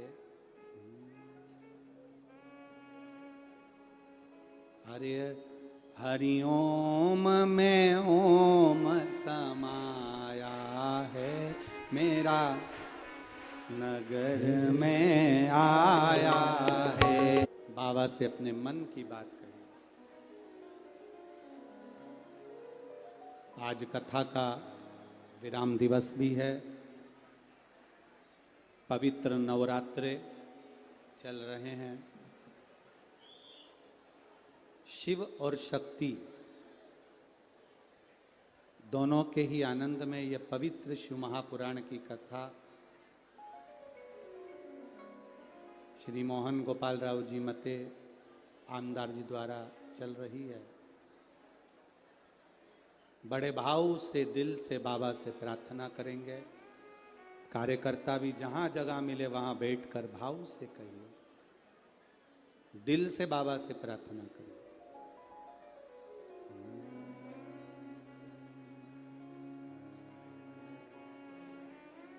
श्री शिवाय नमस्तुभ्यं, श्री शिवाय नमस्तुभ्यं, श्री शिवाय नमस्तुभ्यं, श्री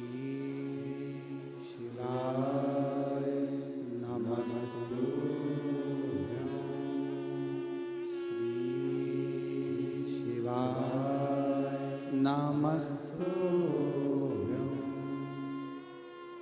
भोला सब दुख काटो माया, ओ भोला सब दुख काटो माया।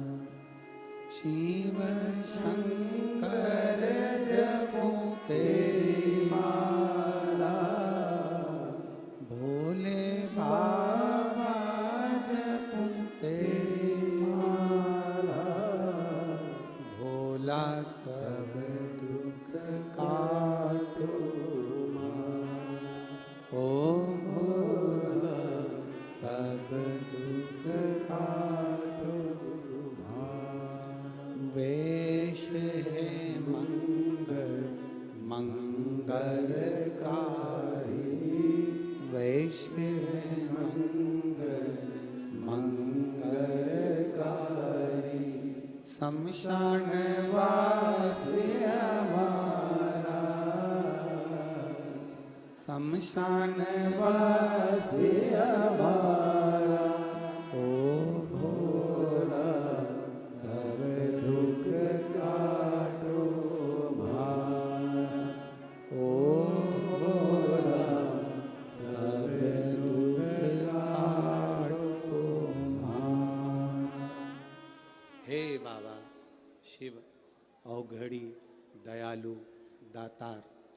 त्रिकालदर्शी है कैलाशी अविनाशी, आप करुणा करने वाले हैं, आप दया करने वाले हैं।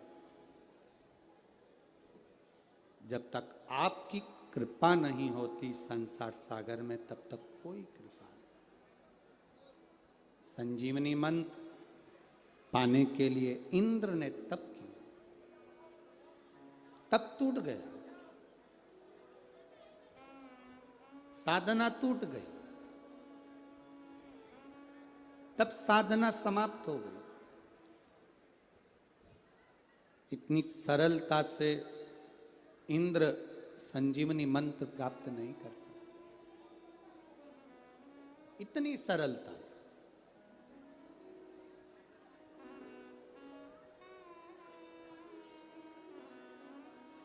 महाराज,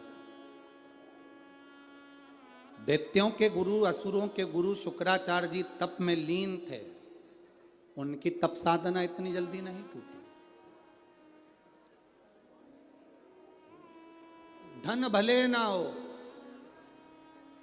पर मन महादेव में लगाओ। जाते हो आप लोग एक लोटा जल चढ़ाने के लिए शिव जी के मंदिर? सब लोग जाते हो? जाना चाहिए। बाबा से अपने दिल की बात, अपने घर का पानी ले जाकर चढ़ाना, अपने घर का। ये तो अब फैशन आ गया कि दीपावली पर मिठाई का डब्बा बाजार से खरीद कर ले जाना चाहिए, पर बुजुर्ग माताओं से पूछना पहले घर में मिठाई बनती थी, दीपावली का कोई सामान, गुजिया, पपड़िया, खुरमे आदि आदि बनते थे, उसको थाली में लगाकर अपने रिश्तेदारों को देते थे, ढाक कर, कपड़ा ढाका जाता था, फिर ले जाकर। ये तो अब फैशन आया। अब लोगों को लगा कि बाजार से मिठाई खरीद लो, दिया। त्योहारों को भी पैसे से तोल दिया गया। त्योहार पैसे से कभी नहीं तुलना चाहिए।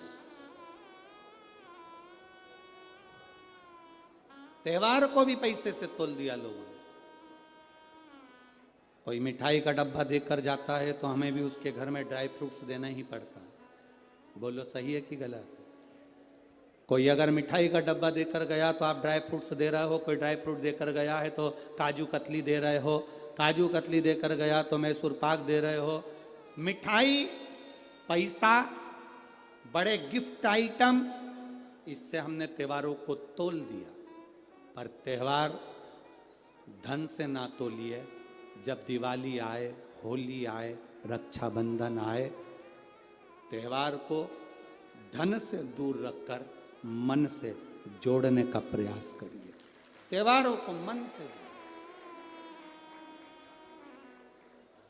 जो त्योहार धन से तोले जाते हैं, जो रिश्ते धन से तोले जाते हैं, वो रिश्ते बहुत लंबे चलते नहीं, बहुत लंबे नहीं चलते।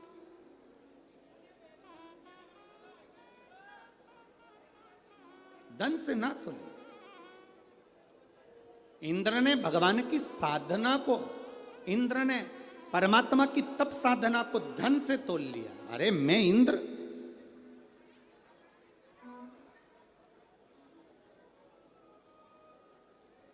मैं इंद्र, ये मेरी तप साधना।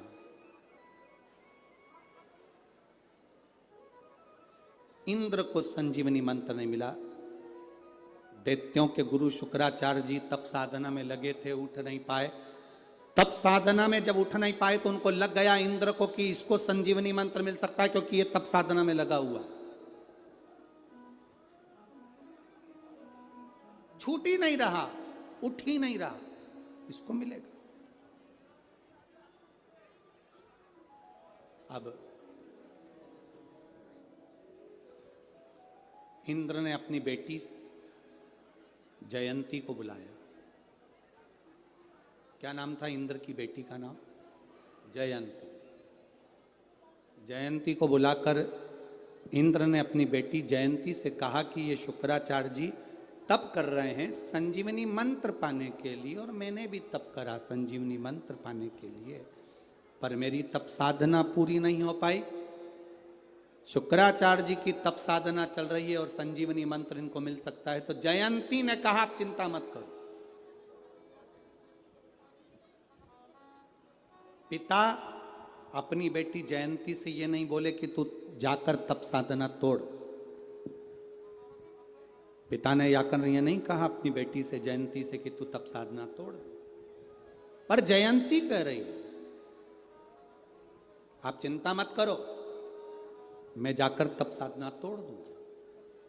कभी कभी ऐसा होता है कि कोई कहता ही नहीं तुमसे कि तुम ये करो, फिर भी तुम किसी के सामने अपनी सत्ता दिखाने के लिए, अपना वैभव दिखाने के लिए कर्म करते हो।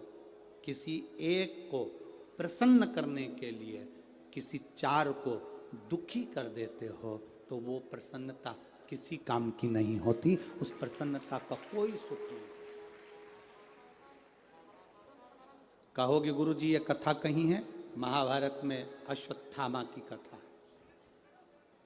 महाभारत में अश्वत्थामा से नहीं कहा कि पांडवों के 5 पुत्र सो रहे हैं उनको मार दे। दुर्योधन ने एक बार भी नहीं कहा अश्वत्थामा से कि इन 5 पुत्रों को मार दे। पांडवों के 5 पुत्र जब मरे थे तो सबसे ज्यादा दुर्योधन रोया था। कारण, दुर्योधन के रोने का कारण केवल इतना सा था, दुर्योधन कहता है कि हम मर जाएंगे, हमारे भाई मर जाएंगे, कम से कम पांडवों के पुत्र जीवित रहते तो हमारा तर्पण, तिलांजलि, पिंडदान तो कर देते, अब तूने उन्हीं को मार दिया। उन्हीं को।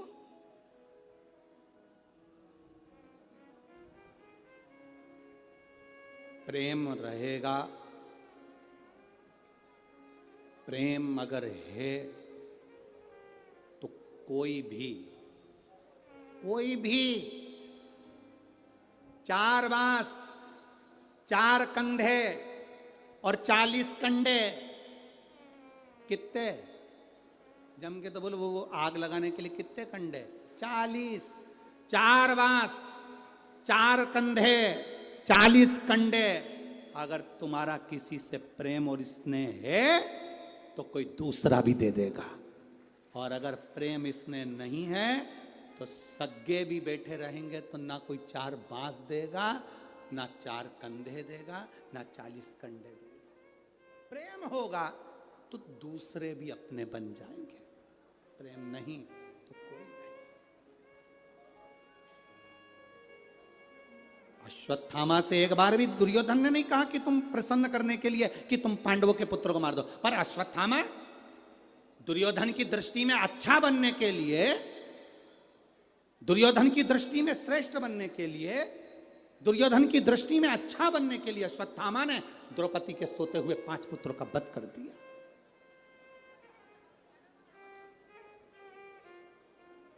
किसी एक को प्रसन्न करने के लिए तुम क्या कर रहे हो? किसी एक को प्रसन्न करने के लिए तुम किसको क्या कह रहे हो? किसी एक को प्रसन्न करने के लिए तुम क्या बोल दिए? एक को प्रसन्न करने के लिए दुर्योधन, अश्वत्थामा ने द्रौपदी के 5 पुत्रों का वध कर दिया केवल उस दुर्योधन को प्रसन्न करने के लिए, केवल एक दुर्योधन को प्रसन्न करने के लिए।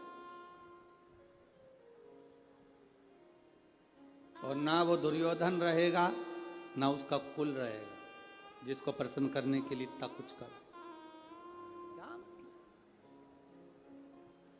शिव कथा कर रही है, जयंती ने गलती कर दी, इंद्र की बेटी जयंती गलती कर दी। अपने पिता को प्रसन्न करने के लिए शुक्राचार्य जी की समाधि तोड़ने के लिए पहुंच गई। शुक्राचार्य बाबा तप में लीन थे, यज्ञ कर रहे थे, यज्ञ करते करते इसने ऊपर से आकर मिर्ची डाल दी। यज्ञ में मिर्ची डली तो यज्ञ के अंदर यज्ञ का जो आचार्य होता है, यज्ञ कराने वाला होता है, यज्ञ का आचार्य, यज्ञ का ब्रह्मा, यज्ञ का जो देव होता है, जो यज्ञ करवा रहा होता है, उसमें अगर हवन में कोई गलत चीज डलती है तो जो आचार्य होता है, यज्ञ का आचार्य, जजमान नहीं, यज्ञ का जो आचार्य होता है उसको भोगना पड़ता है, उसको भोगना पड़ता है। यज्ञ के आचार्य को सावधानी रखना पड़ती है। जब जजमान हवन करने बैठता है तो यज्ञ के आचार्य को हवन सामग्री को देखना चाहिए, इसमें कोई कीड़ा तो नहीं है, जौ में कोई कीड़ा तो नहीं पड़ा, तिल में कोई कीड़ा तो नहीं पड़ा, इसमें कोई इल्ली तो नहीं है। यह यज्ञ आचार्य की मूलता होना चाहिए कि यज्ञ आचार्य देखे, इसमें कोई जानवर तो नहीं जा रहा, इसमें कोई जीव तो नहीं जा रहा, इसमें किसी की हिंसा तो नहीं हो रही, इसमें कोई मर तो नहीं रहा। ये यज्ञ आचार्य की उसको देखना पड़ता है, ये उसकी जवाबदारी। पर आज के समय में तुम चाहे कुछ भी मिलाओ, मंत्र बोलने वाले मंत्र बोले और तुम डाल, ना ना ना, यज्ञ आचार्य को उस समय पर भोगना पड़ता। यज्ञ आचार्य की दिक्कत। शुक्राचार्य बाबा यज्ञ कर रहे थे, जयंती ने मिर्ची डाल दी, मिर्ची डाली तो यज्ञाचार्य शुक्राचार्य बाबा के शरीर में चारों तरफ घाव घाव उत्पन्न हो गए, पूरा शरीर बेकार, पूरा शरीर।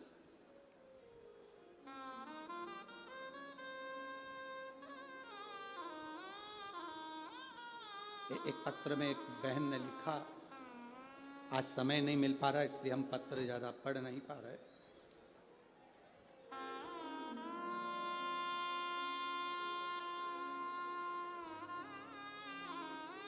मेरा नाम रोहिणी अवथे, नागपुर विनोबा भावे नगर से हूँ। कहीं बैठी हो तो हाथ हिला सकती हैं, अगर कहीं बैठी हो तो। उन्होंने लिखा है, भोले बाबा बड़े दानी हैं गुरुजी, मेरा मोबाइल नंबर ये है, मैं नागपुर की रहने वाली हूँ। मेरे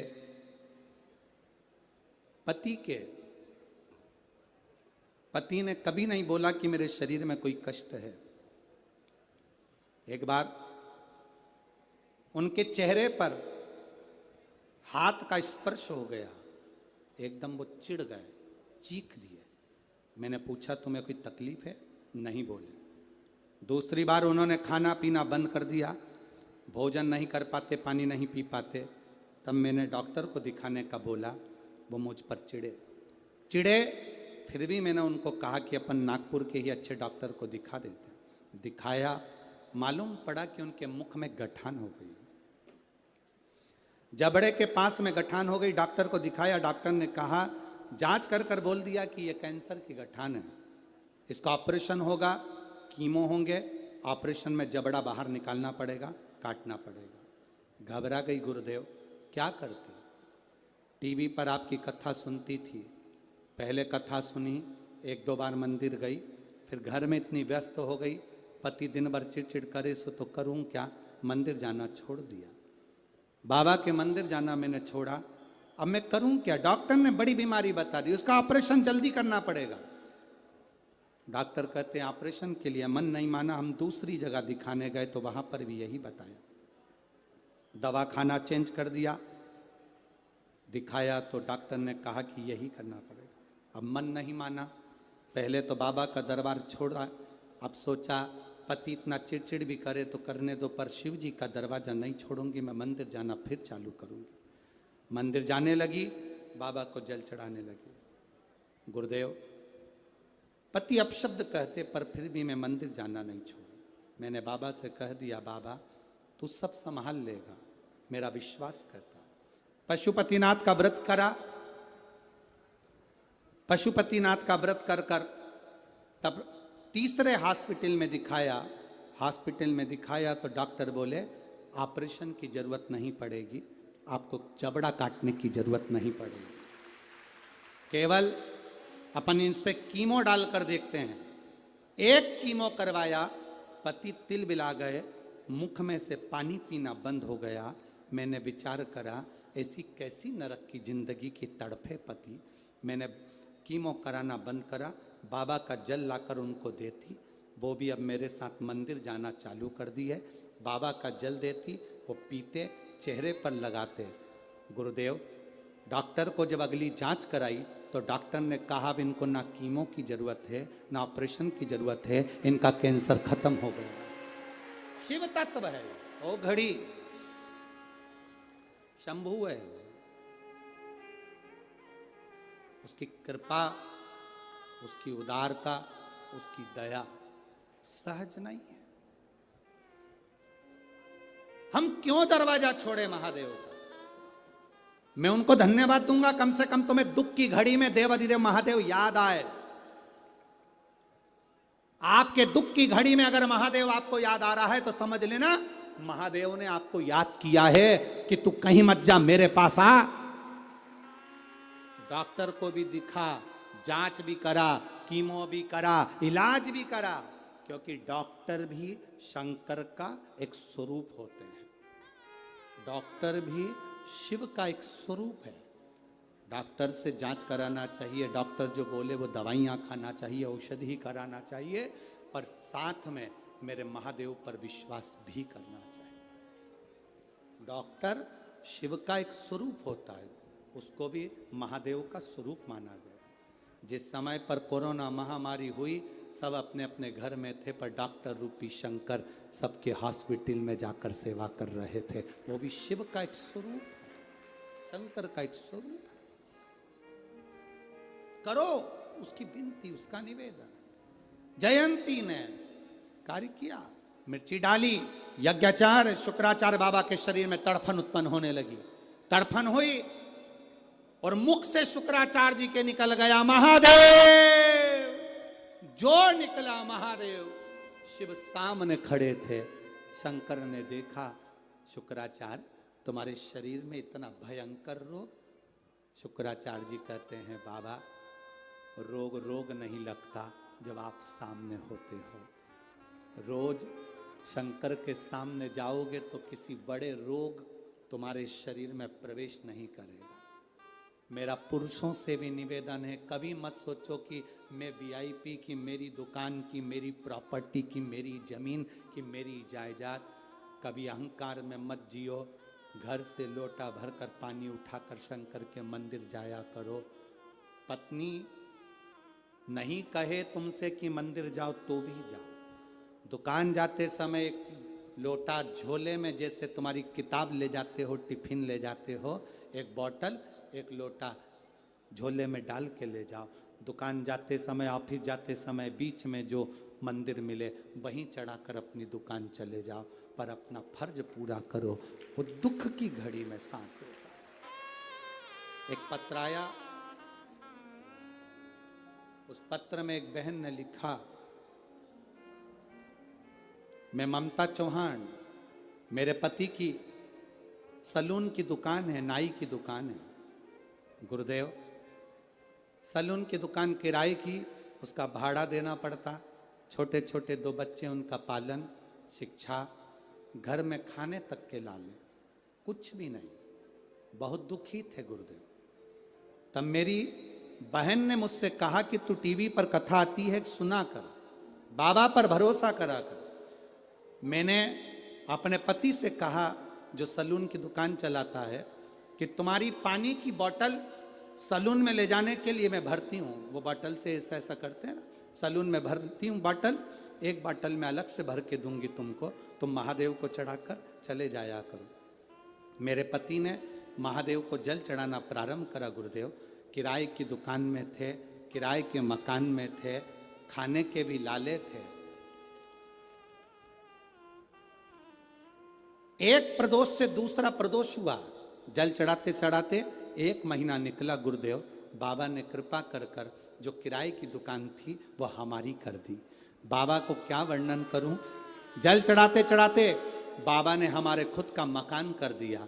मैं बाबा को यहाँ प्रणाम करने आई हूँ। उस बाबा ने जो हाथ पकड़ा, मैं बाबा को धन्यवाद देने के लिए। यह शिव तत्व ओघड़ी शंकर है, त्रिकालदर्शी कैलाशी अविनाशी शंकर है।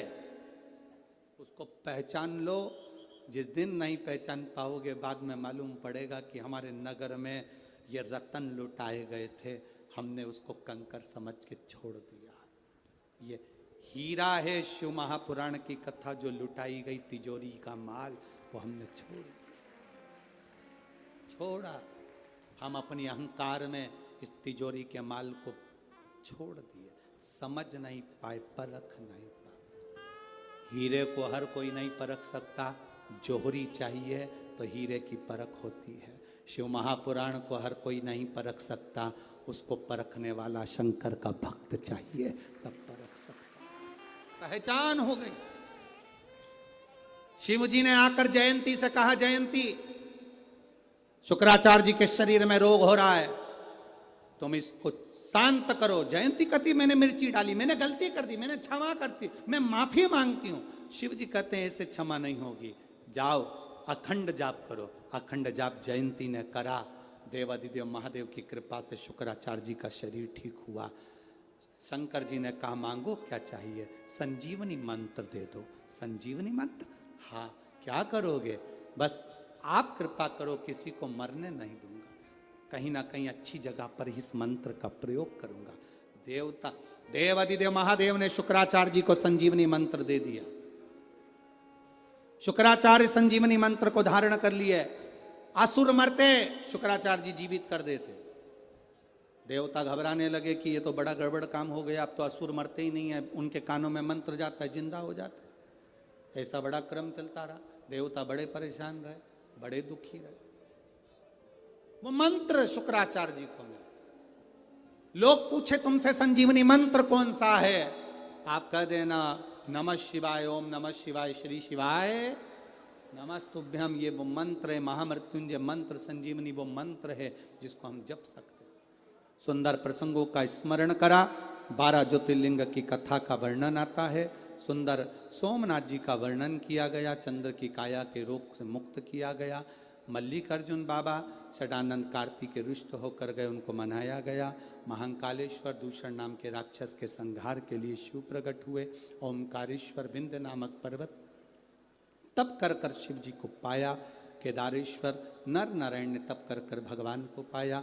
फिर आया है भीमा शंकर, कुंभकर्ण के बेटे भीम को मारा शिव जी ने, तो भीमा शंकर कहलाए। फिर आया विश्वनाथ, मनु शत्रुपा ने तप कर कर भगवान शंकर को पाया। त्र्यंबकेश्वर, गौतम बाबा पर गौ हत्या का दोष लगा, शिव जी की आराधना कर कर मुक्त हुए। अगला वर्णन आया वैद्यनाथ। रावण शिव जी को ले जाते भूमि पर रखा, शिव जी वैद्यनाथ जी के रूप में विराजमान हुए। नागेश्वर, दारुक नाम के राक्षस का संहार शिव जी ने करा, नागेश्वर के रूप में विराजमान हुए। रामेश्वरम, राम जी ने शिव जी की स्थापना करी, रामेश्वरम के रूप में स्थापित हुए। कृष्णेश्वर, सुधर्म नाम के ब्राह्मण की पत्नी घूष्मा के बेटे को सुदेहा ने मार दिया था, उसको बाबा ने जीवित करा, कृष्णेश्वर नाम पड़ गया। तुमरुका जी चंचुला देवी को पावन शिव महापुराण की कथा श्रवण कराते हैं। चंचुला का पति बिंदु प्रेत योनि से मुक्त हो जाता है। बाबा की कृपा से देवादिदेव महादेव ने मस्तक की बेलपत्र शिवपोथी को दी, बाबा ने वर प्रदान करा। ऐसी पवित्र कथा शिव महापुराण की श्री मोहन गोपाल राव जी मते, सो सविता मोहन जी मते, मदन गोपाल राव मते जो चल रही थी, उनकी मित्र मंडली द्वारा विराम की ओर जा रही है। भाव भक्ति से आप लोगों ने जिस भाव से इस कथा को सुना, बाबा आपके हृदय की मनोकामना पूर्ण करे। मैं आमंत्रित